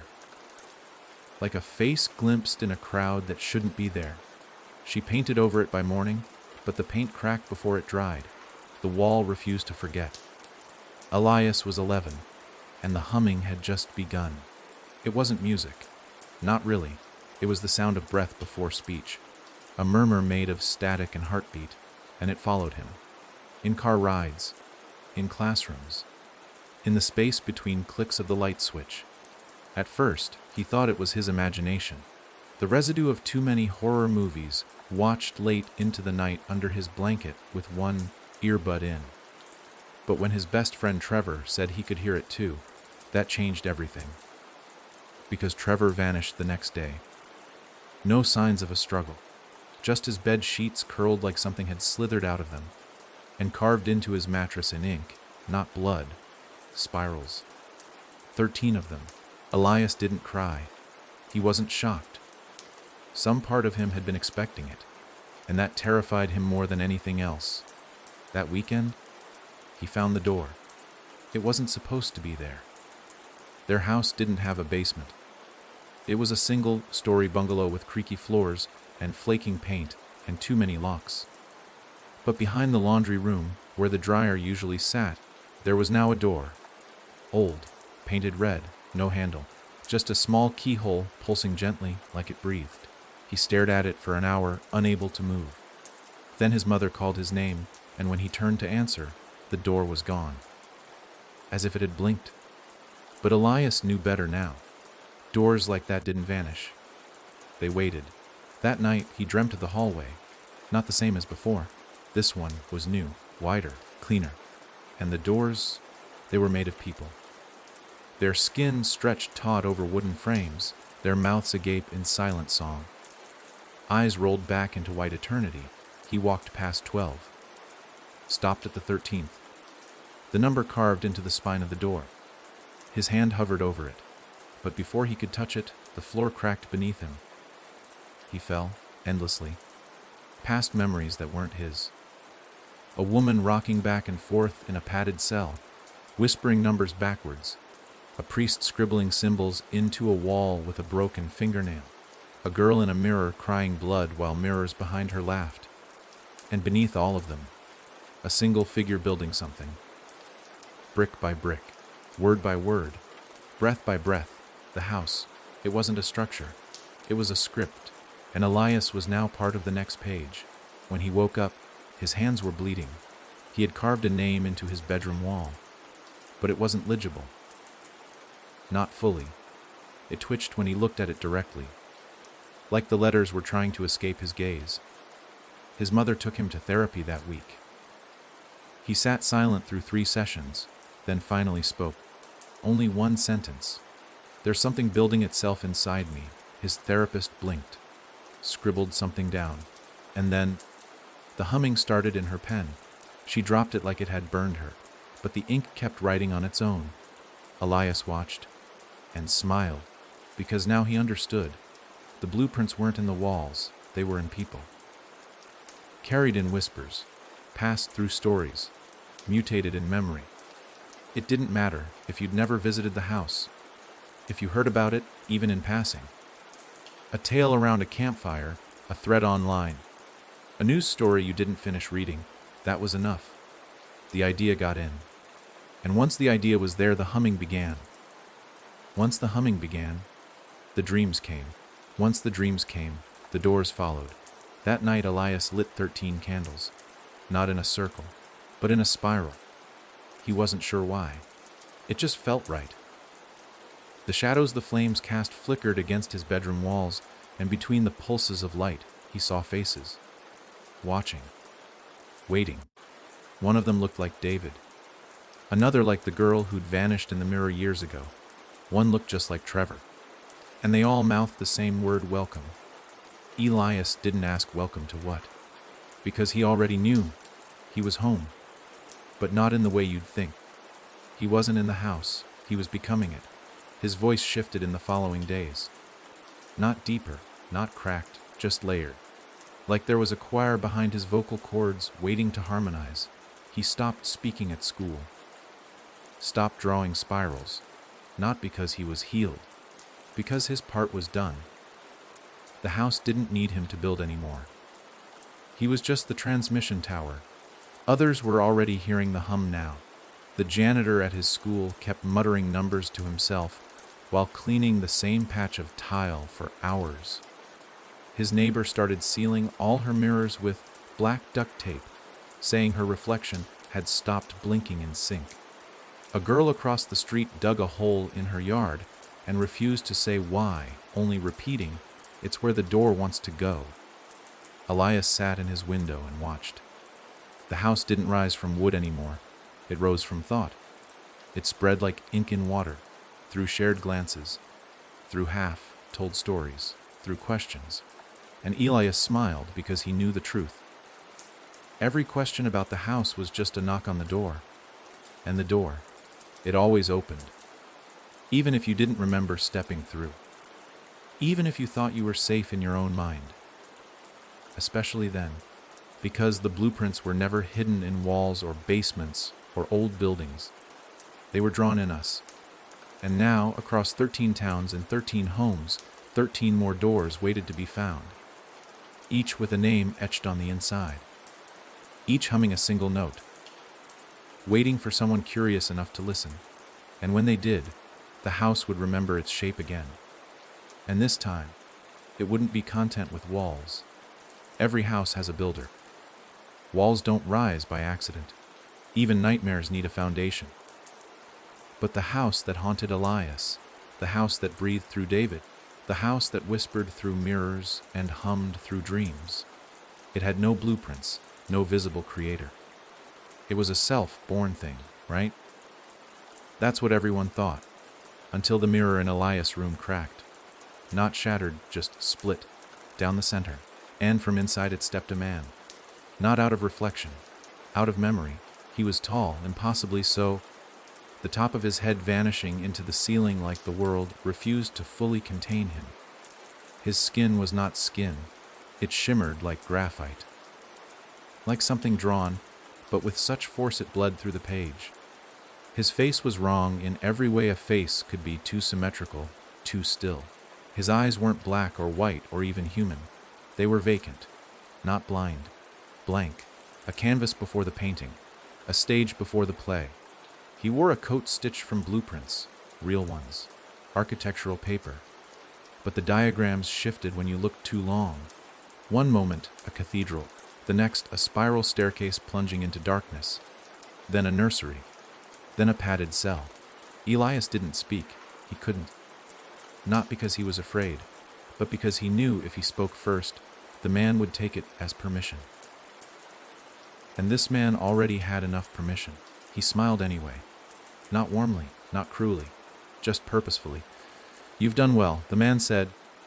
His voice layered like an echo looped through a radio that never quite tuned in. "You carried the hum. Let it nest. Let it grow. You are a fine first floor." Elias stepped back, but the room moved with him. Not the man. The room. The walls retracted. The ceiling expanded. The floor rippled like water. Because he was no longer in his bedroom. He was in the beginning. The man raised a hand, and around them the house grew. Not built, grew, like muscle memory. Staircases unfolded like origami. Doors twisted into place with a breath. Mirrors pulsed into being like heartbeats forming mid-air. Before David, the man said, before Cassie, before the priest, before the diner, there was me. The mouth needs a speaker, but the house needs me. Elias tried to look away, but found his own eyes mirrored in the man's gaze. Not reflected, mirrored. A perfect copy, a duplication of self that defied distance. "Who are you?" Elias whispered, even though he knew he shouldn't have asked. The man's grin widened, finally cracking his expression into something almost alive. "I am the hand that drew the door." And just like that, Elias remembered, not as a child, as someone else, as many others. All the lives he'd lived across mirrors, across centuries, each one ending with the same sound, the door closing behind him. Only it never stayed closed, and with each cycle, the memory faded, until now. "You're the architect," Elias breathed. The man nodded, folding his hands behind his back. "I prefer not to be named. Names become keys. Keys open things. I am not ready to be opened yet." The air thickened. From the walls, hands emerged. Dozens, pale, grasping, some clutching doorknobs, some holding eyes, some pointing downward. "Most who serve the house don't meet me," the architect continued. "They are used, repurposed, recycled. Like David." He screamed beautifully. "But you." He paused, tilting his head as if examining a blueprint only he could see. "You are structural." Elias shivered. "What does that mean?" The architect stepped forward, and with each footfall, the floor warped, changing tile to wood to carpet to flesh. "It means," he said, "that you are the first who could contain it." Behind him, a mirror burst open. Not shattered, peeled. Like film torn from a window, and beyond it, Elias saw people, watching, not just through the mirror, through screens, through pages, through stories. "They're listening, you know," the architect whispered, turning his head slightly. "Some already hear the hum. Some are starting to ask the wrong questions. One of them even read about room 12 and thought, that sounds like something I should try writing about." He chuckled. How very helpful of them. Elias stepped back again, but there was nowhere to go. Because the house was now him. He could feel the corners of his mind stretching, the walls forming, every memory reordered like bricks, every nightmare sorted into rooms. The architect walked toward him, reaching into his coat. From within the folds of blueprints, he pulled out a small, red box. Worn. Familiar. The kind you'd find at the back of your grandmother's closet, covered in dust and gilt. He opened it. Inside was a single black key. It didn't reflect light. It absorbed it. "Here's the deal," the architect said. "You can take this and you can build. We can stop hiding in basements. Stop speaking through mirrors. We can be permanent. A structure that lives everywhere, in minds, in cities, in dreams." Elias stared at the key. "What if I don't?" The architect's smile never wavered. "Then you'll become a wall, silent, watching, and someone else will pick up the key. They always do. A beat, a hum." Elias reached out and stopped. "What's the name of the house?" he asked. The architect's smile finally broke. His teeth were mirrors. "All names are dangerous," he said. "But some," he held up the key, "are doors." Elias took it, and in that moment his spine cracked, not with pain, but with space. A new hallway formed inside him. 13 new doors, one mirror, and behind each, someone listening. Somewhere, a screen flickered. Someone scrolled past a story, stopped, scrolled back. Read the first sentence. Paused, felt something off. Somewhere else, a voice whispered, "They've picked up the key." And in the architect's eyes, something blinked. Not human, not God, just a structure waiting to be finished. Because the house doesn't need walls, not anymore. It just needs you. To ask, to knock, to wonder. And every time you do, the blueprints draw a little deeper. Some things once drawn cannot be erased. Not even by fire, not by time, not by silence. That's what Mara realized when she awoke on the floor of her old apartment, her body drenched in sweat, her nails cracked and bleeding, and 13 symbols scrawled across her walls in ink she couldn't remember using. Ink that moved when she blinked. It writhed gently, not with malice, but with intent. It wasn't just decoration. It was direction. Something had been drawn through her. She wasn't alone anymore. She stood slowly, head pounding, eyes adjusting to the dim light of a room that no longer belonged to her. The furniture was hers, the layout unchanged, but the air carried weight. The kind that settles behind your ribcage, not on your shoulders. And the smell, old parchment, dried blood, and something deeper, something ancient, like the scent of earth dug from a forgotten grave. The walls pulsed, not visibly, but rhythmically, and the ink it was spreading, following her, dripping across the floor like veins drawn in reverse. Every step she took left no footprint, but added more lines. Trails behind her that connected to others, intersections, patterns. It took her hours to realize. She was standing inside a blueprint. Her apartment wasn't a space anymore. It was a sketch. A room being rendered by something that wasn't done building. And worse, she could feel herself being redrawn too. Her thoughts weren't straight lines anymore. They curved, spiraled. She would start thinking about coffee and end up at staircases. She'd begin remembering her brother's laugh, and instead hear a door closing at the end of a hallway she'd never walked. Words began to fail her.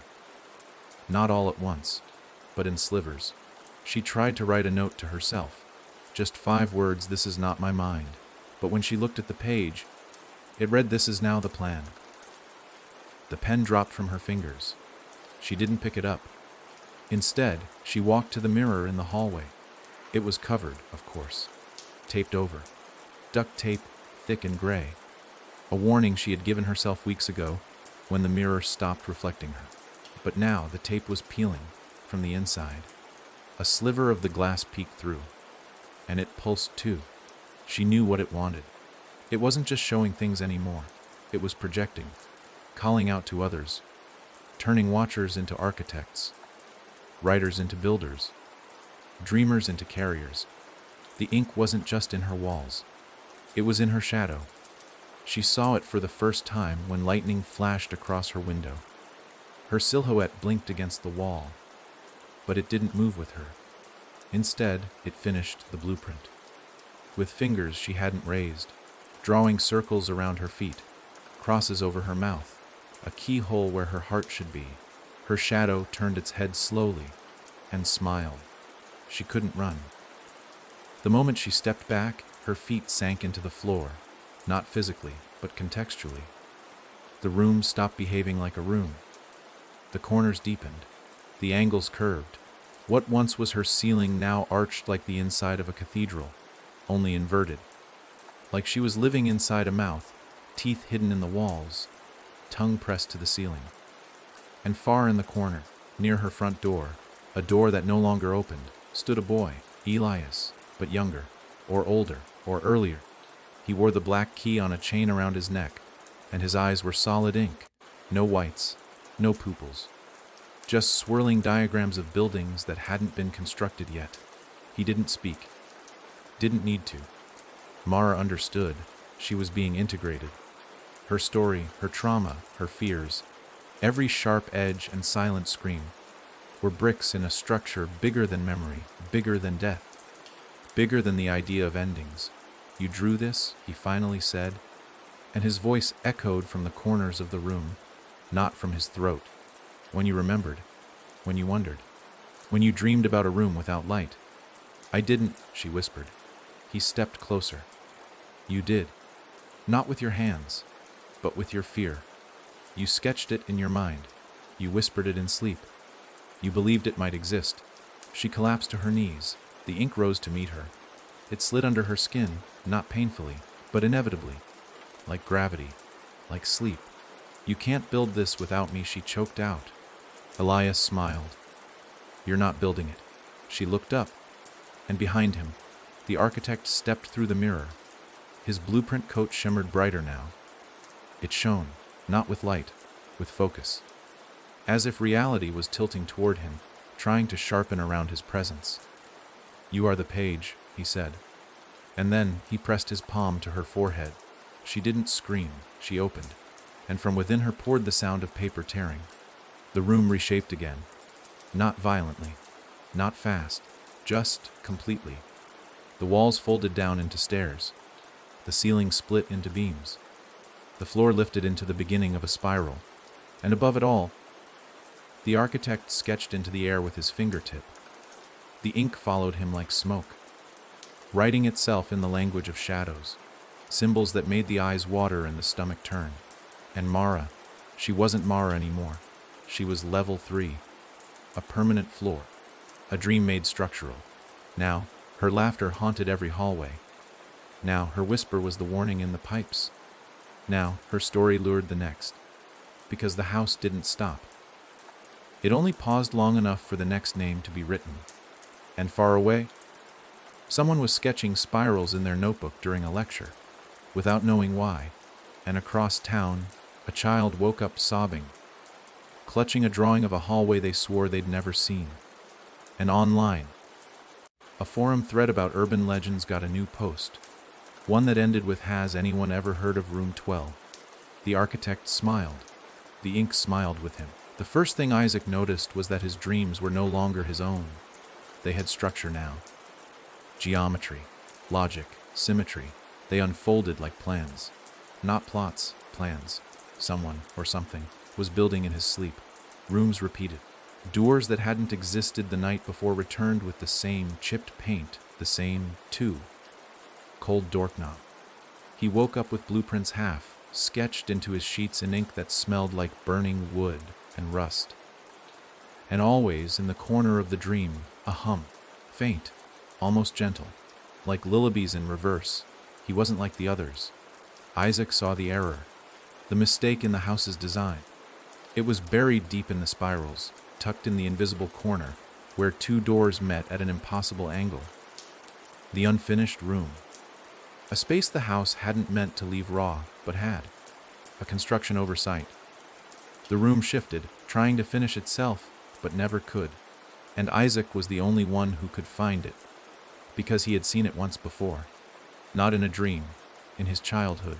He had been 6, hiding from his parents' fight under the dining table. The air changed. Cold. Thin. He'd crawled out and the house was different. The layout wrong. The hallway curved, even though his home was a straight, line ranch. And at the end of that wrong hallway, a door slightly ajar. Inside, nothing. The unfinished room. No light. No walls. Just the sound of something trying to remember how to build. He never forgot it. Now, 20 years later, it was calling him back. The dreams led him to it. Every night, a little closer. Until he woke up one morning and his entire apartment had rearranged. The kitchen sink was where the coat closet had been. The bedroom door led to the hallway of his old school. His bathroom mirror showed a view of the sky, one he'd never seen before. A sky that pulsed. It wasn't the house invading him. It was him invading it. Isaac wasn't a carrier. He was a correction, and the house was aware. He could feel it watching him through reflections that no longer reflected. He caught glimpses of faces in the grain of his wooden floors. Whispers followed him from plug sockets and light switches. Every electronic hummed the same note, unfinished, unfinished, unfinished. He needed to find the room again, not in dreams, in waking. He packed a bag with nothing useful: notebooks, pens, tape, string, and a hammer. He didn't know what he expected to do, only that the room wanted him, and he wanted answers. He followed the patterns. They appeared in alleyways, under bridges, inside empty stairwells of buildings that shouldn't have had basements. A spiral drawn in dirt here. A line of 13 nails hammered into a telephone pole there. Eventually, it led him to a building that didn't exist on any map. A brick structure behind an abandoned hospital, hidden behind rusted scaffolding and weather-eaten tarps. No windows. Just a single red door. He opened it without knocking. Inside a hallway, of course, carpeted in green, wallpaper breathing. A hum so loud it almost felt like silence. The hallway curved. He followed.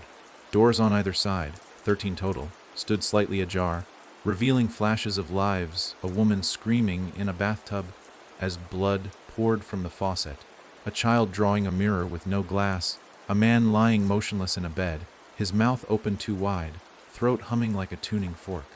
Then, finally, the 14th door. No handle, just ink dripping from the seams. The unfinished room, it sensed him, invited him. Not warmly, but urgently. He stepped inside, and everything stopped. No sound, no time, no air, no light, just potential. Like standing inside a breath not yet taken. He couldn't tell how big the room was. It had no edges. It wasn't black, it was blank. The place where the house was still thinking. And there, in the middle, was a shape. Not a person. Not quite. A figure made of chalk lines and muscle memory. Scribbled outlines that hovered midair like a sketch waiting to be inked. It turned toward him, spoke without a mouth. "Why are you here?" Isaac swallowed. "I think you missed a step." The figure tilted its head. "You think this is a mistake?" Isaac nodded. "Yes, and I think I'm part of it." The figure pulsed. The walls began to form, not visibly, but emotionally. Regret hung in the air like fog. The unfinished space didn't want to be filled. It wanted to stay unbuilt. A scar the house had accidentally left open. And Isaac, he was a symptom of that scar, a memory the house hadn't digested properly. That's why he remembered things others didn't. That's why he hadn't become a wall or a whisper. He was a loophole. The figure stepped closer. "You could close the room," it said. "Seal it. Finish it. Make the house whole." Isaac looked around. "Or I could leave it open. Leave you incomplete." The figure didn't flinch. It smiled. "Then the house will keep growing sideways. It will reach wrong corners. It will get louder. It will hum in places you don't want it to." Isaac clenched the hammer in his hand. But he didn't swing it. He dropped it and took out a pen instead.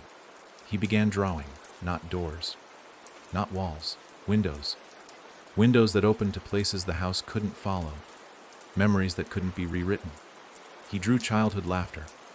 A night sky that didn't breathe. A hallway that ended. And with every line, the room resisted, but not strongly. Almost gratefully. The unfinished room didn't want to be part of the house. It wanted to be left behind. Isaac finished the last window. Stepped back. The figure was gone. The walls no longer tried to form. The room was truly empty, unclaimed. And when he turned to leave, the door was gone. But that was okay, because he didn't need doors anymore. He was the error, the ink that refused to set, the memory that couldn't be mapped. And outside the building, in the waking world, someone else began to dream of stairs that led nowhere. The house had grown again, but now it had a blind spot, a room it could not see, and inside that room, something new was waiting. Somewhere in the dark muscle of the house, past the 13th whisper, beneath the staircase that once swallowed Cassie whole, a door slammed shut that was never supposed to exist. The house flinched, not visibly, not structurally, internally. Like a body startled awake by a phantom pain. It wasn't the slamming that caused the disturbance. It was what it meant. The room was gone. The unfinished room, the house's single, perfect flaw, had vanished. Not destroyed, not sealed, removed. Extracted like a splinter pulled from the edge of a dream. Isaac had done something the house did not expect. And for the first time, the house remembered fear. The architect felt it immediately. He had been sketching a new corridor inside a woman's coma when the ink bled backwards across the page. His fingers spasmed. The mirror beside him, once reflective and obedient, now pulsed with static and static only. Something was broken. The blueprint had a scar, and he hadn't drawn it. He stared at the echo in the glass, where Mara's laughter used to play on repeat like wind through a haunted pipe. But it was gone now, replaced by silence. Not emptiness, but absence. A deliberate refusal. It wasn't the absence of noise. It was the absence of permission. The house was being challenged, and the architect was blind to it. He had never needed eyes before, not in the way mortals did. He saw through stories, through belief, through the folds of dreams and rooms and reflections. He was the builder, the binder, the breath behind every scream. But now there was a portion of the house he could no longer enter. A dead zone.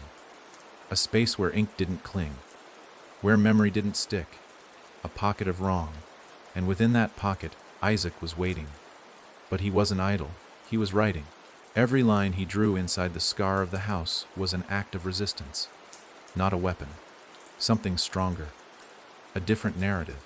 Not of walls and traps and recursive dread, but of choices, of exits, of dead ends that didn't loop, rooms that didn't echo, windows that opened.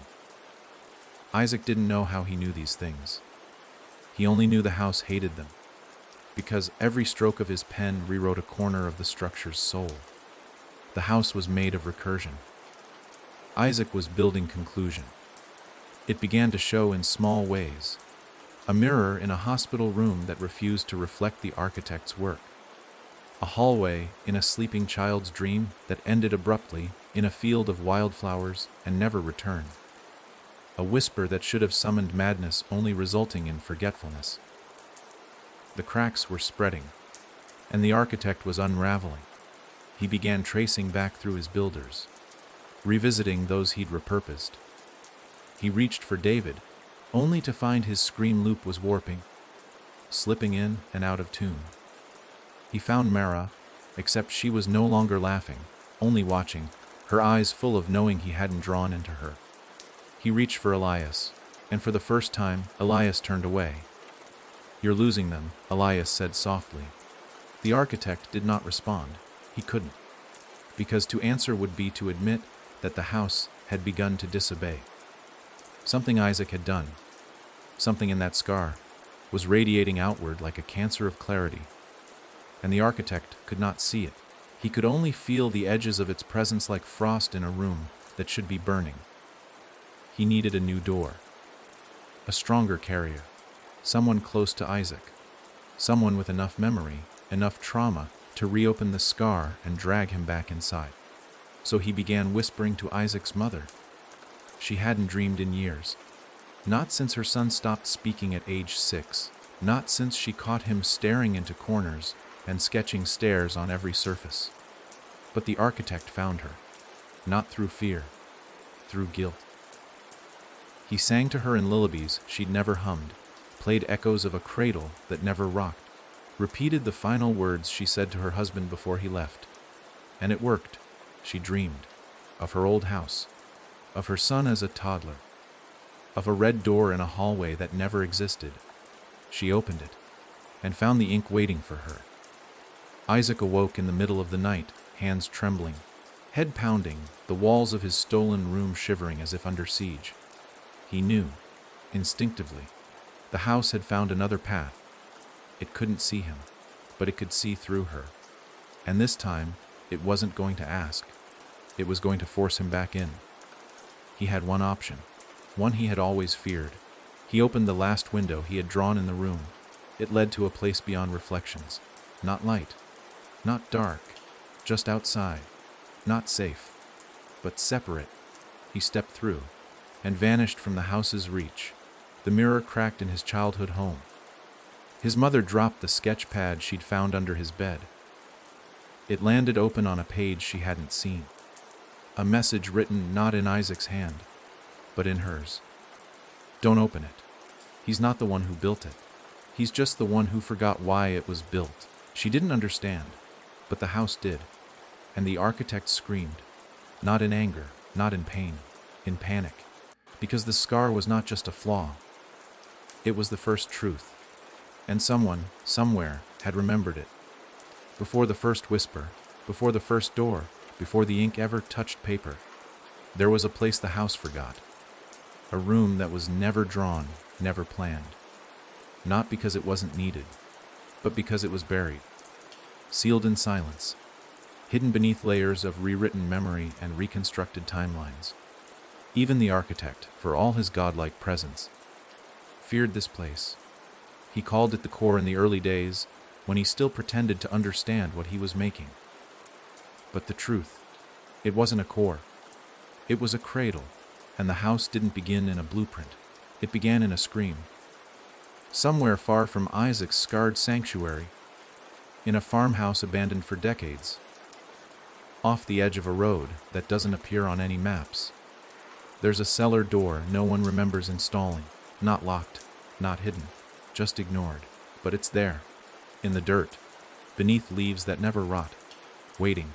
That's where Evelyn found it. She hadn't been drawn by the house, not directly. She didn't hear the hum. She didn't see spirals in her dreams. She came searching for her brother, Isaac. After years of silence, of watching him spiral into something she couldn't name, Evelyn traced his final online footprints to a cryptic thread on a forgotten forum. A story about unfinished rooms, cracked mirrors, and children who vanished while their parents watched cartoons in the next room. She recognized the handwriting in a photo. It was Isaac's. But the caption wasn't. It said, "To see where it began, look for the house that forgot itself." It brought her here, to this place, and to the door in the ground. It didn't open easily. Not with force, not with keys, but with recognition. The moment her fingertips brushed the rusted latch, something on the other side sighed. Not mechanically, not atmospherically, but personally. Like the door had missed her, she descended into pitch. The stairs didn't creak, the air didn't move, but the space that acknowledged her. Walls not made of wood but of old, wet paper. A ceiling that bowed like it was bearing the weight of every dream ever aborted, and a floor that refused to echo. Evelyn turned on her flashlight. It didn't work. But the room lit anyway. A dull, yellow light like jaundiced memory. And in the center of the room, a cradle, rocking, empty, and beside it a figure, not standing, not sitting, just existing. It was shaped like a man but drawn in ash, lines that refused to hold their shape, constantly redrawn, as if even the house couldn't remember who he used to be. Evelyn froze. The figure looked up. Not with eyes, with a presence. "You're not him," it said. Its voice was brittle, tired, full of dust and pages.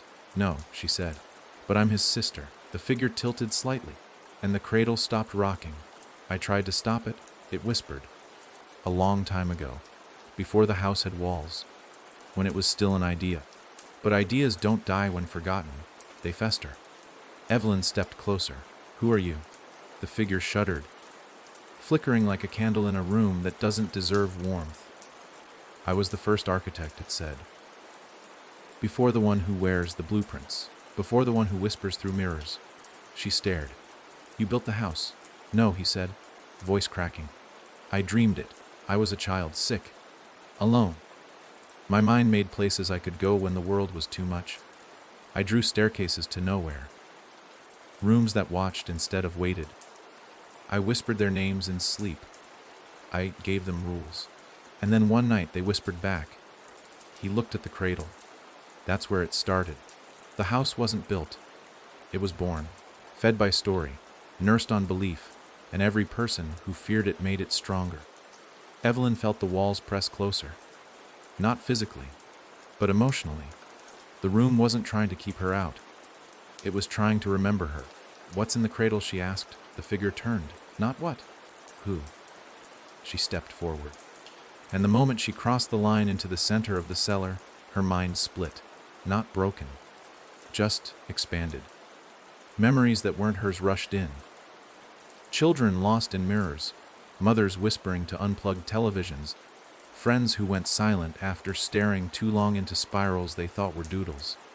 And she saw Isaac, drawing windows, carving exits into places where there had never been doors. He was fighting, but he was losing, because while he'd made a scar, the house had made a child, a new creation, formless but hungry. It didn't want to kill. It wanted to finish what the first architect began. The figure beside the cradle stepped back. "You can end it," he said. "How?" He looked at her then, truly looked, and the ash lines of his form tightened, becoming more solid, more real. "Tell the right story." Evelyn blinked. "What?" "The house isn't stone. It's not wood. It's narrative, memory, fear. If Isaac built a loophole, you must write the ending. You must introduce a world where the house has no place." "I'm not a writer," she said, voice trembling. "You are now," he replied. And with that, the cradle filled with ink, dark, living. It rose like smoke, not as a monster, not as a child, but as possibility. The figure screamed. The walls buckled. The light died, and Evelyn was thrown out. She woke up in the middle of the woods, mouth full of dirt, hands covered in soot, and in her fist, a pen, not ordinary old, heavy. Its tip shimmered with something that wasn't liquid but memory. She stood up, looked toward the farmhouse. It was gone, but the hum remained, faint, waiting, She knew what she had to do. Find Isaac. Finish the story. Because if she didn't, the house would grow again. Not from nightmares, but from her. Stories aren't supposed to defend themselves. They're meant to be told, passed down, forgotten, or remembered, but never to fight back. Evelyn realized this the moment she put pen to paper. The old pen she woke with still felt warm, like it had been stolen from a living thing. She'd been writing for hours, days, maybe, but time didn't move the same anymore. Not while her thoughts were being read as fast as she could write them. Because the house wasn't just watching. It was editing. The moment she tried to describe the cradle, the page blackened. When she tried to name the architect, her hands cramped, bones stiffening like ink trying to freeze inside her. And when she dared to write an ending, just the outline of one, her own words turned on her, not metaphorically. Literally, they bled. She wrote "The house dies here," and the sentence "blood," black, thick droplets staining the page and falling onto her clothes. The words themselves screamed, curling like burning parchment. She threw the notebook across the motel room, heart racing, knuckles white. But it didn't matter. The pen remained in her hand. Even now. Even when she wasn't holding it, the motel's electricity flickered. The walls hummed, not loudly. Not in that room, devouring way the house preferred, but in something subtler, more precise, like a warning beneath the static. It wasn't coming for her yet. It was waiting. She understood why. It wasn't afraid of her. It was afraid of the story. Because Isaac had done something no one else had. He hadn't tried to destroy the house. He'd left a flaw. A scar. And Evelyn, by stepping into the cradle's memory, had inherited something that couldn't be removed. The house had been born in a mind, and now it could die in one. But the more she wrote, the more she realized this wasn't just about her and Isaac. The house had begun to leak. She saw it everywhere. Small signs. A woman in the diner muttering about a hallway that didn't exist when she walked in. A child in a waiting room staring at the corner of the ceiling, whispering a sequence of knocks. A subway train that skipped a stop everyone remembered, then refused to acknowledge after. People were hearing the hum without knowing it. They were building without touching ink. The house didn't need blueprints anymore. It had momentum, and that meant there wasn't just one house now. There were many. Every mirror that blinked. Every nightmare that looped. Every staircase that dipped too sharply. Evelyn saw the ripples. A man online detailing how he woke up to find his apartment hallway extended by 2 extra doors. A security guard sharing grainy footage of a figure that only appeared when no one looked directly at the screen. A woman whispering on a podcast, "I think my dreams are building something. And I don't know if I'm still asleep." Evelyn gathered every account, every thread, every near-forgotten urban legend. She compiled them, not as proof, but as foundation. If she couldn't stop the house, maybe she could frame it, give it context, contain it in story. Because story was the only thing more powerful than structure. It was the reason the house existed at all. But the house was listening, and it began to fight back. She noticed it first in her notebook. Pages she hadn't written now filled with conversations she never had. She flipped to a page titled "Final Door," except she'd never written those words. On it, a dialogue between 2 figures. One was her, the other, the architect. He was no longer just ink and design. He was personal. The words he spoke weren't menacing. They were inviting. "You're tired. You've done so well. Come back inside. We'll let you write. We'll even let you finish." It was a trap, but a beautiful one. A room offered in the center of the house. A space of peace, no humming. No screams, just silence. All she had to do was stop writing against it. Start writing with it. She felt the temptation burrow under her ribs. What if she could fix it from the inside? What if she could rebuild the house? Make it better? What if she could control it?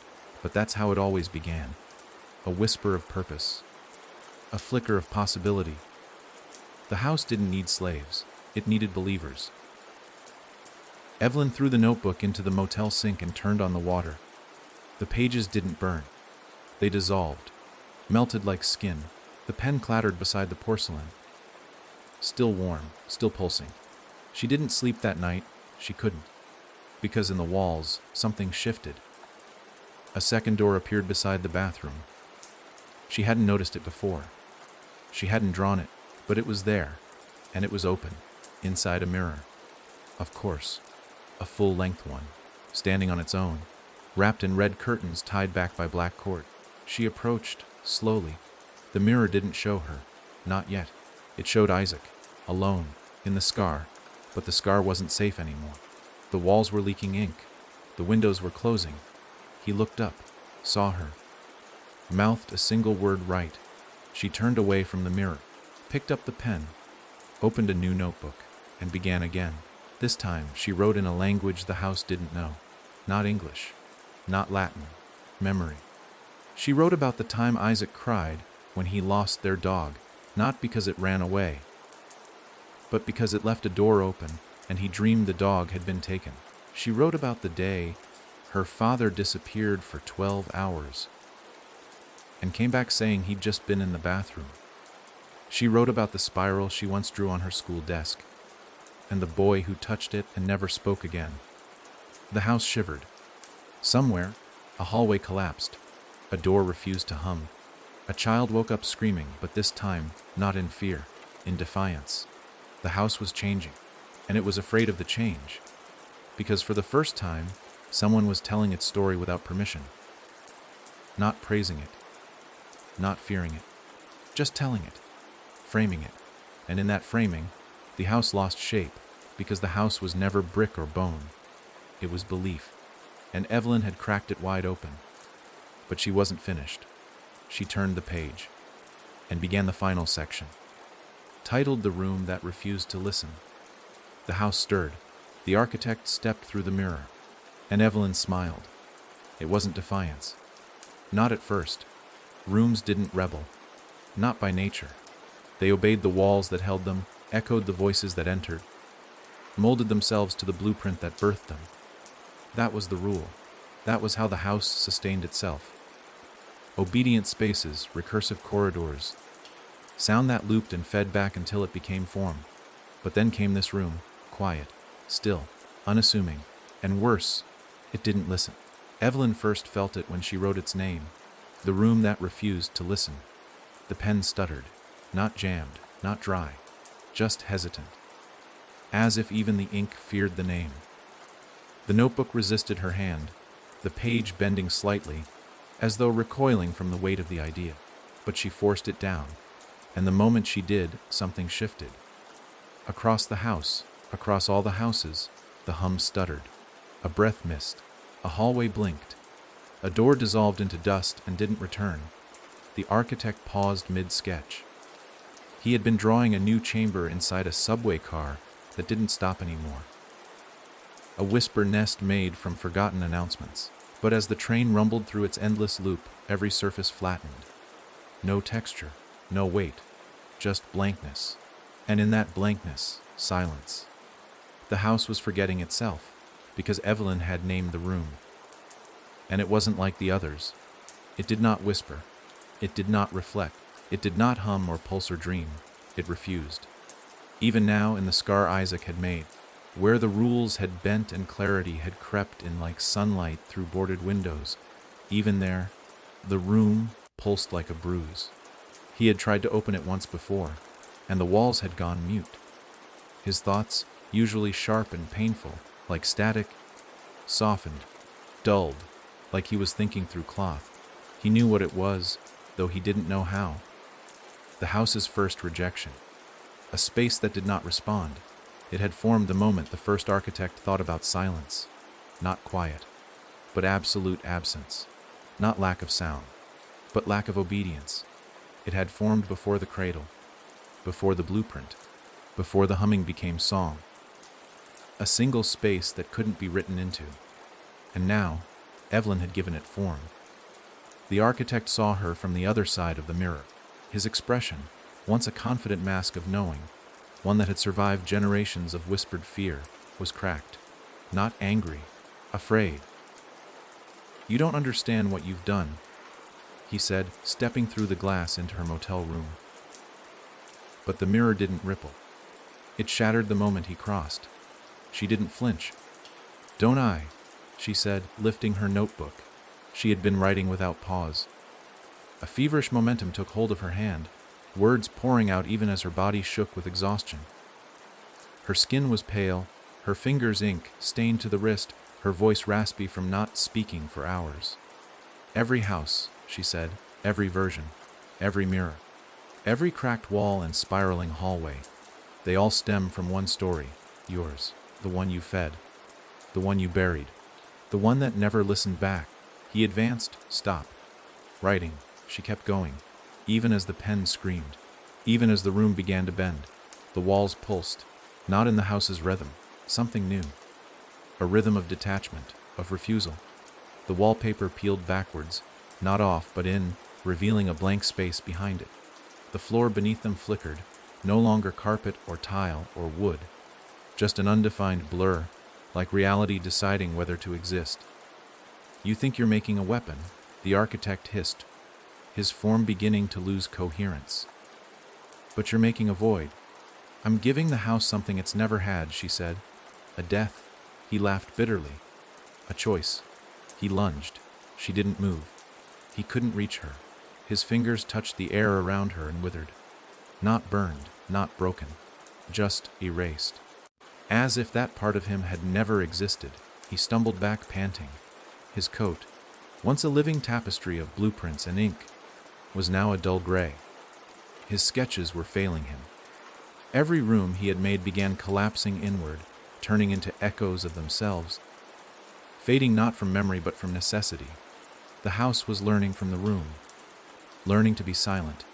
He tried to speak again, but the words came out wrong, not in the wrong order, not gibberish, they canceled themselves. Evelyn looked up, eyes burning. "I saw it," she said, "when I touched the cradle. I saw where it all came from. Not power, not hunger, not evil. Just noise. The house needed to be heard, needed to echo, needed to feel real. But this room, it knew better. It knew silence is stronger. That nothing is louder than a story that's done."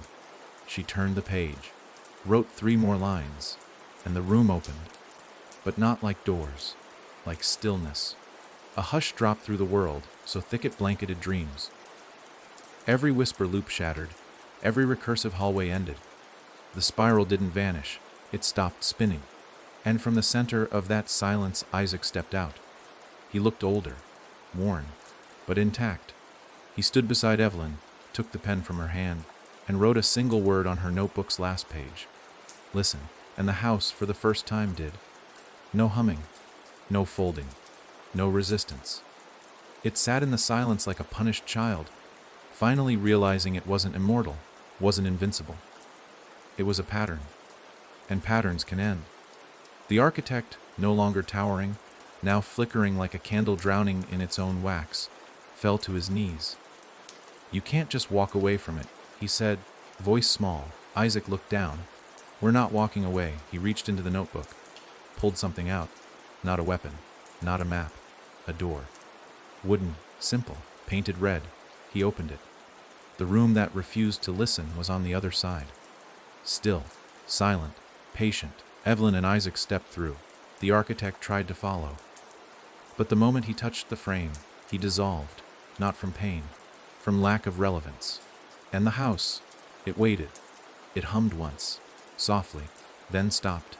The door closed behind them. And for the first time since the first dream, the house rested.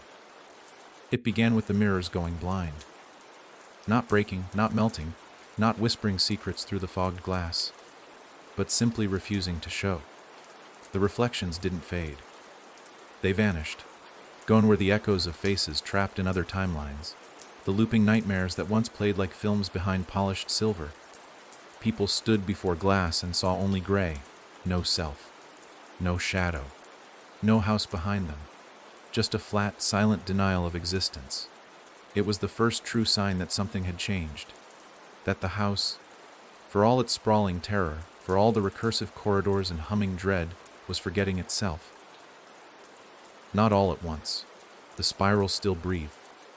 The occasional doorway still blinked, but the intention behind it, the will of the structure, it had thinned, diluted, like a god slowly losing its believers. And, in that stillness, in that moment of hesitation, the house felt something it had never known doubt. The architect was gone, dissolved by the refusal of his own creation. His blueprints had faded, his voice smothered beneath the silence of the room that refused to listen. The pen he once wielded, the one Evelyn now possessed, was writing truths instead of fears. And truth, as it turned out, was poison to a place built entirely on belief. But the house wasn't dead, not yet. It still had dreamers, and in them it hid. It slipped into the minds of those who had never heard of Isaac, or Evelyn, or the rooms that folded in on themselves. People whose childhoods were untouched by the spiral, whose mirrors had only ever shown the ordinary. It whispered into their nightmares. It seeded them, subtly, carefully. A man in Prague began waking up with blue ink on his fingers. A girl in Texas drew doorways in her textbooks without remembering it. An old woman in Kyoto began locking every door in her house at night, then waking to find them open. The house didn't rebuild. It regrew. Like fungus beneath the soil, Isaac knew. He could feel it in the quiet corners of the room that refused to listen. Though safe, though silent, though untouchable by the architect's design, the room wasn't immune to time. And outside, where time still moved, memory was beginning to turn. The house was trying to rename itself. Not as a blueprint, but as myth. Evelyn saw it in headlines. Children whispering about the staircase that moves. A woman claiming she stepped into a hotel elevator and came out in her own house. Internet forums exploding with posts about architect dreams and doorways that loop. She recognized the pattern. The same way mold forms in the corners of places too long left unclean. The house wasn't interested in structure anymore. It was hunting stories. Reinvention was the final trick. If it couldn't live as what it was, it would become something else. And if it succeeded, all the silence Evelyn and Isaac had bought would mean nothing. Because the house was no longer afraid of being seen. It had learned how to be forgotten. That was the new fear.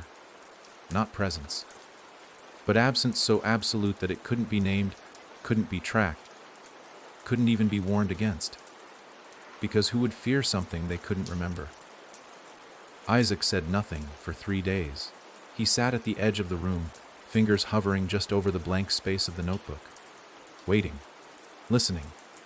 But there was no hum, no whisper. Just his own breath and Evelyn's tired voice in the distance, reading fragments of half-finished reports and recorded dreams. Then one night, he wrote "The house is becoming folklore." Evelyn froze. She understood immediately. Not a place, not even a presence, just an idea. And you can't kill an idea. You have to trap it. You have to give it a name. Then bury that name in a place it can't infect. "We need to write its obituary," she said quietly. "No," Isaac replied, turning the page. "We need to write its origin.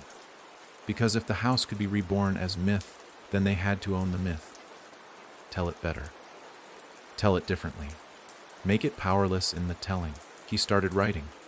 This time, not in fragments, not in weaponized memory, but in narrative, a story, from beginning to end, of a boy who dreamed too hard, of a cradle in a cellar that rocked on its own, of an architect who didn't build a house, but fed it, of a sister who chased ink through mirrors and found her brother building windows instead of walls. He wrote the spiral, the screams, the doors that folded inward. He wrote the room that refused to listen. He wrote them all, but not as curses, as characters, fallible, fragile, knowable. Because monsters you can name are monsters you can face. The final sentence, and when they closed the last door, the house sighed, not in defeat, but in relief. Because even nightmares want to end. The notebook closed. The pen cooled. Outside, in the places where dreams once leaked ink, Silence fell like fresh snow, not perfect, not permanent, but present, and in the void the house left behind, there was room for other stories, not of dread, not of fear, but of endings, and for now, that was enough. Long after the ink had dried, after the last sentence was written and the notebook sealed, the world tilted just enough to feel wrong. Nothing cracked. Nothing screamed.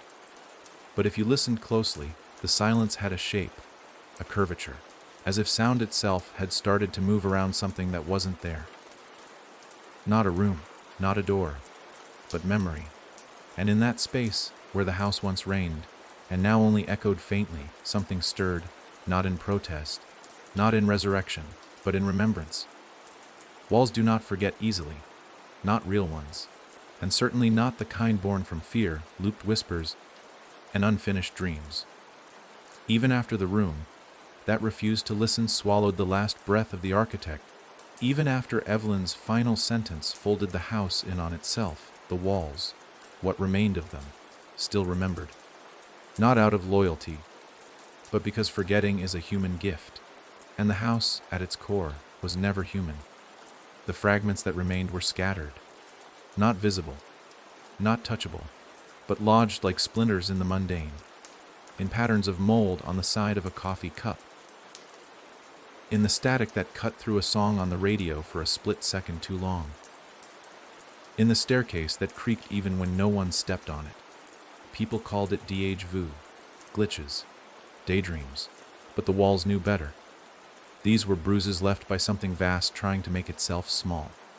Evelyn felt it first, days after Isaac sealed the story. Her dreams weren't haunted, not the way they used to be, but they were weighted. She woke with a pressure behind her eyes, a tightness in her jaw, as if her own thoughts were grinding against something she couldn't name. The notebook sat untouched on the desk. The pen beside it had not moved. Yet every morning, one new line appeared. It's not over if it's remembered. Isaac refused to read them at first. He didn't want to give them oxygen. But on the 7th day, he gave in. He flipped through the pages and found not one, but 12 new lines, each written in different handwriting. None of them his. None of them Evelyn's. Each a confession. A fragment of someone else's story, names they'd never heard, rooms they'd never entered, but each carried the same rhythm, the same residue, the same humming at the edges. The house wasn't rebuilding. It was remembering itself through others. And more terrifying than its presence was its influence. They began investigating, not through blueprints, not through old drawings, but through people. Isaac reached out to a woman who claimed her daughter hadn't spoken a word since she drew a picture of the man in the black coat with walls on his face. Evelyn flew to Chicago to meet a man who dreamed in staircases. Every night, the same descent, the same loop, until one morning he woke with a single word carved into his floorboards: listen. The house wasn't trying to return. It was trying to warn. Because maybe, just maybe, it hadn't been a villain at all. Maybe it had been a container. A boundary drawn around fear, designed not to punish but to hold. To keep the worst of humanity's dreams in, so they wouldn't leak out. Maybe the architect hadn't created the house. Maybe he had trapped it. A story with no ending is dangerous. But a story with the wrong ending, that's a curse. And Evelyn's final sentence, as elegant and powerful as it had been, may not have been a conclusion. It may have been a release. The idea landed hard between them. What if the house was never the threat? What if it had held the threat? And now, with the story told and the silence written, the real monster, the thing inside the house, beneath the spiral, deeper than even the architect dared go, was loose. Isaac felt it first in his thoughts. The way his sketches began looping without his control. The way his dreams no longer made sense. They overlapped. He dreamt of a baby crying in a red room. Then he dreamt the same baby laughing on a staircase that led to the sky. Then he dreamt of a cradle, empty, rocking on its own. And every time he woke, he found red thread under his pillow. He hadn't owned any thread. Evelyn's condition worsened too. The notebook no longer lay still. At night, it crawled across the desk like something seeking shade from a light that no longer existed. She placed it in a locked drawer once, only to find it back on her nightstand the next morning, open to a blank page that read, "I kept it safe." You let it out. She didn't know what it was. Not yet. But she remembered what the architect said just before he vanished, "You're making a void." That line haunted her. Because what filled a void? What grew in the soil where a house used to stand? Without walls, there were no rules. Without a structure, fear had shape. It wandered. It chose hosts. It told stories of its own. One night, Evelyn woke to find the notebook on her chest, open. A single phrase scrawled across both pages in blood, red ink. Not written, but etched into the paper, it's building again. She stared at the words. They pulsed, not metaphorically. Literally, the pages beat like a heart. She screamed for Isaac. But he wasn't in the house. He wasn't anywhere. Not anymore. Because in the dark, while Evelyn slept, Isaac had been called back. Not by the house. By what had been inside it. And when Evelyn followed the trail of ink, stained footprints into the hallway, she found a door. One she had never seen before. One that should not exist in her home. It wasn't humming. It wasn't pulsing. It was listening. She reached for the handle. And from the other side, someone whispered, "I made a mistake." Isaac's voice, shaking, small, and behind it something else.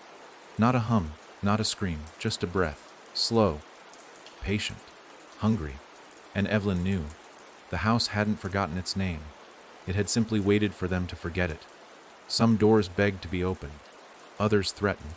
Some tremble beneath unseen weight or weep through the grain in the wood.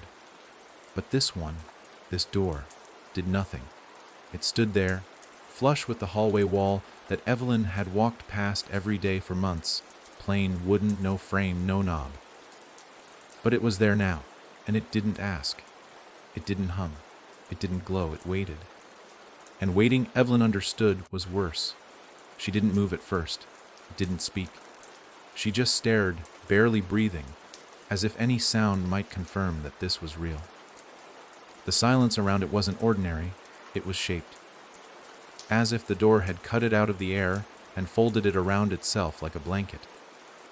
She reached out, half expecting her fingers to pass through nothing, but they didn't.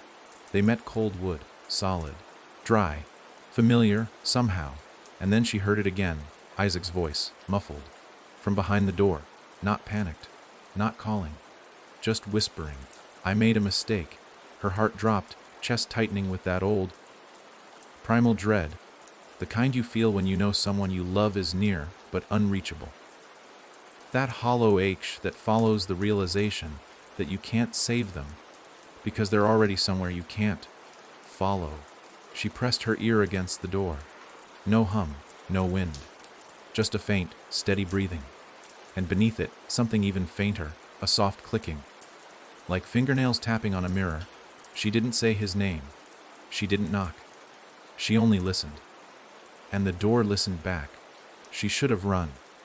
Should have burned the house down, thrown the notebook into a river, changed her name, left this entire world behind. But Evelyn knew better. She wasn't fighting a building. She wasn't even fighting a place. She was inside the idea now. The story. The very narrative she had once tried to seal. And this door. This was its epilogue. So she opened it. There was no light. No cold gust of wind. Just a smooth transition. As though the hallway had always led here, and she was simply correcting a forgotten step. The air smelled like paper and copper. The walls on either side stretched high, impossibly high, lined with shelves. Not of books, but notebooks. Hundreds, thousands, all different shapes, colors, bindings, each humming faintly, almost imperceptibly. It wasn't a room, it was an archive. The house's memory. Every story, every fear, every version of every person who had ever stepped too close to the hum. And she saw her own name. Dozens of notebooks, each labeled in a handwriting not hers. Evelyn, variant 19. Evelyn collapse. Evelyn, the room's betrayal. Evelyn, rewritten. She walked forward, each footstep soundless. On the floor, a long red thread trailed like a path, weaving between shelves, guiding her. It wasn't stitched or painted. It was alive, vibrating with some quiet urgency, like it wanted to be followed. And Evelyn, exhausted, grieving, and terrified, followed it, until she found him. Isaac, sitting at a desk, a pen in his hand. One of the red-threaded notebooks open in front of him. Half written, he looked up, eyes sunken, skin pale, but conscious. Present. "You came," he whispered. "What is this place?" she asked, voice hollow. He looked around, then back at her. The binding room. The what? It's where the house puts the stories it doesn't want told. Not the ones it feared, the ones it regretted. She felt her mouth go dry. Regretted? He nodded slowly. The house wasn't just feeding on fear. It was learning from it. Every child who escaped. Every adult who fought back. Every mirror it couldn't trap. It kept those stories, here, buried, like scars. Evelyn looked at the walls. Thousands of them. Each one a story the house didn't finish because it knew how it ended. "Why are you here?" she asked. "I tried to fix it," he said, his voice breaking. "I came back through the scar. Thought if I could find the earliest version. The first forgotten story, maybe I could stop it from evolving. But it wasn't a parasite. It wasn't even a mistake. It wanted to forget. Wanted to shed its own skin. We just helped it do that." Evelyn stepped closer. "You're saying we didn't destroy the house. We freed it." He nodded. "And now," he said, gesturing to the red, threaded notebook before him, "it's writing itself." Evelyn looked down. The notebook was open. Words appearing on their own. And as she watched, a sentence formed. Evelyn turned the page and saw her brother's final words. She looked at Isaac. He didn't speak, but his eyes said everything. He was fading, not in pain, not in fear, in resignation. He had been written too long, redrafted too many times. The house had kept his versions in this room for years, always recycling, always refining. And now, it had found the perfect ending for him. "I'm sorry," he whispered. "This is where I stay." "No," Evelyn said, reaching for his hand, but it passed through hers. Not like a ghost, like a memory losing weight. "Finish it," he whispered. "Please, while you still can." And then he was gone. Not vanished, just closed. The notebook before her snapped shut, the red thread curling back into the floor, disappearing like smoke in reverse. And Evelyn was alone. She looked around at the binding room. Thousands of stories, all unfinished, all refused, all still waiting. And she understood. The house was no longer a place or even a story. It was an editor. And unless she finished this version, her version, it would keep writing new ones. Forever. Because a story that ends becomes myth. But a story that never ends, that becomes religion. So Evelyn picked up the pen, opened a new notebook, and began to write. This time, the house forgets forever. The walls stirred, but they didn't fight, because even they were tired, and even walls eventually want to rest. It began like a final breath, soft, unsteady, barely there, not with a bang, not with fire, but with a word. One word, written by a trembling hand in a place where silence had reigned too long. Evelyn didn't know if it was the right word. She didn't know if there was such a thing, but she wrote it anyway. End, and the room shifted. Not violently, not with collapse or screams or shattering mirrors. No, it simply let go. The tension that had coiled through the binding room, threaded between the stories, humming through the notebooks, slipped away like fog at dawn. Evelyn stood alone, the pen still warm in her hand. The notebook trembling faintly on the desk, like it didn't want to accept what had just been written. But she held it steady, because the story was over. And stories, real stories, know when they've been told. Around her, the shelves that once held the house's regrets began to dissolve. Not into ash or smoke, but into forgetting. Each notebook faded like dust caught in reverse snowfall, fluttering away word by word. Some screamed. Others simply blinked out. A few fought to remain open, to spill their pages onto the floor, and crawl into new timelines. But Evelyn didn't let them. She whispered Isaac's name, not to summon him, but to release him, to honor him, because the house might have trapped him in 1,000 rewrites, looped his memory like static on an old tape. But Evelyn remembered the version that mattered. The boy who built a scar with his pain. The brother who whispered right when she wanted to run. That was the version she kept. The rest could vanish, and they did, one by one, until the binding room itself began to fade. The walls, once endless, grew close. The ceiling sank like a closing eye. The floor softened under her feet, as if refusing to support a story that had finished. But Evelyn didn't panic. She closed the notebook, clutched it to her chest, and turned around. Behind her, a door waited.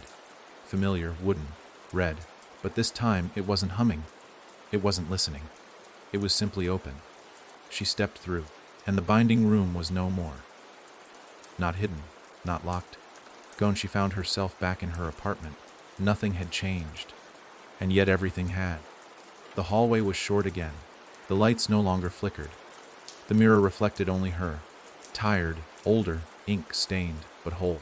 There were no threads on the floor, no notebooks on her desk, just her. And silence. The kind of silence that stays. She didn't cry. Not then. There were no tears left to shed. Just a sense of completion, of truth, of rest. Over the next few weeks, she waited for signs. The flickering bulbs, the dreams, the sudden doorways. But nothing came. The house was gone. Not buried, not hidden, erased, not from time, but from possibility. Because when Evelyn wrote the final page, she didn't just close the story. She unwrote the options. She didn't trap the house. She made it so it had never been possible to build. It hadn't been easy. The cost was immense. Isaac, the countless others, even the versions of herself she could never meet again, they were all part of the price. But for the first time in her life, Evelyn slept without fear of dreaming. And the world, it didn't notice, which was the greatest victory of all. Because evil doesn't need monuments to win. It needs memory. It needs repetition.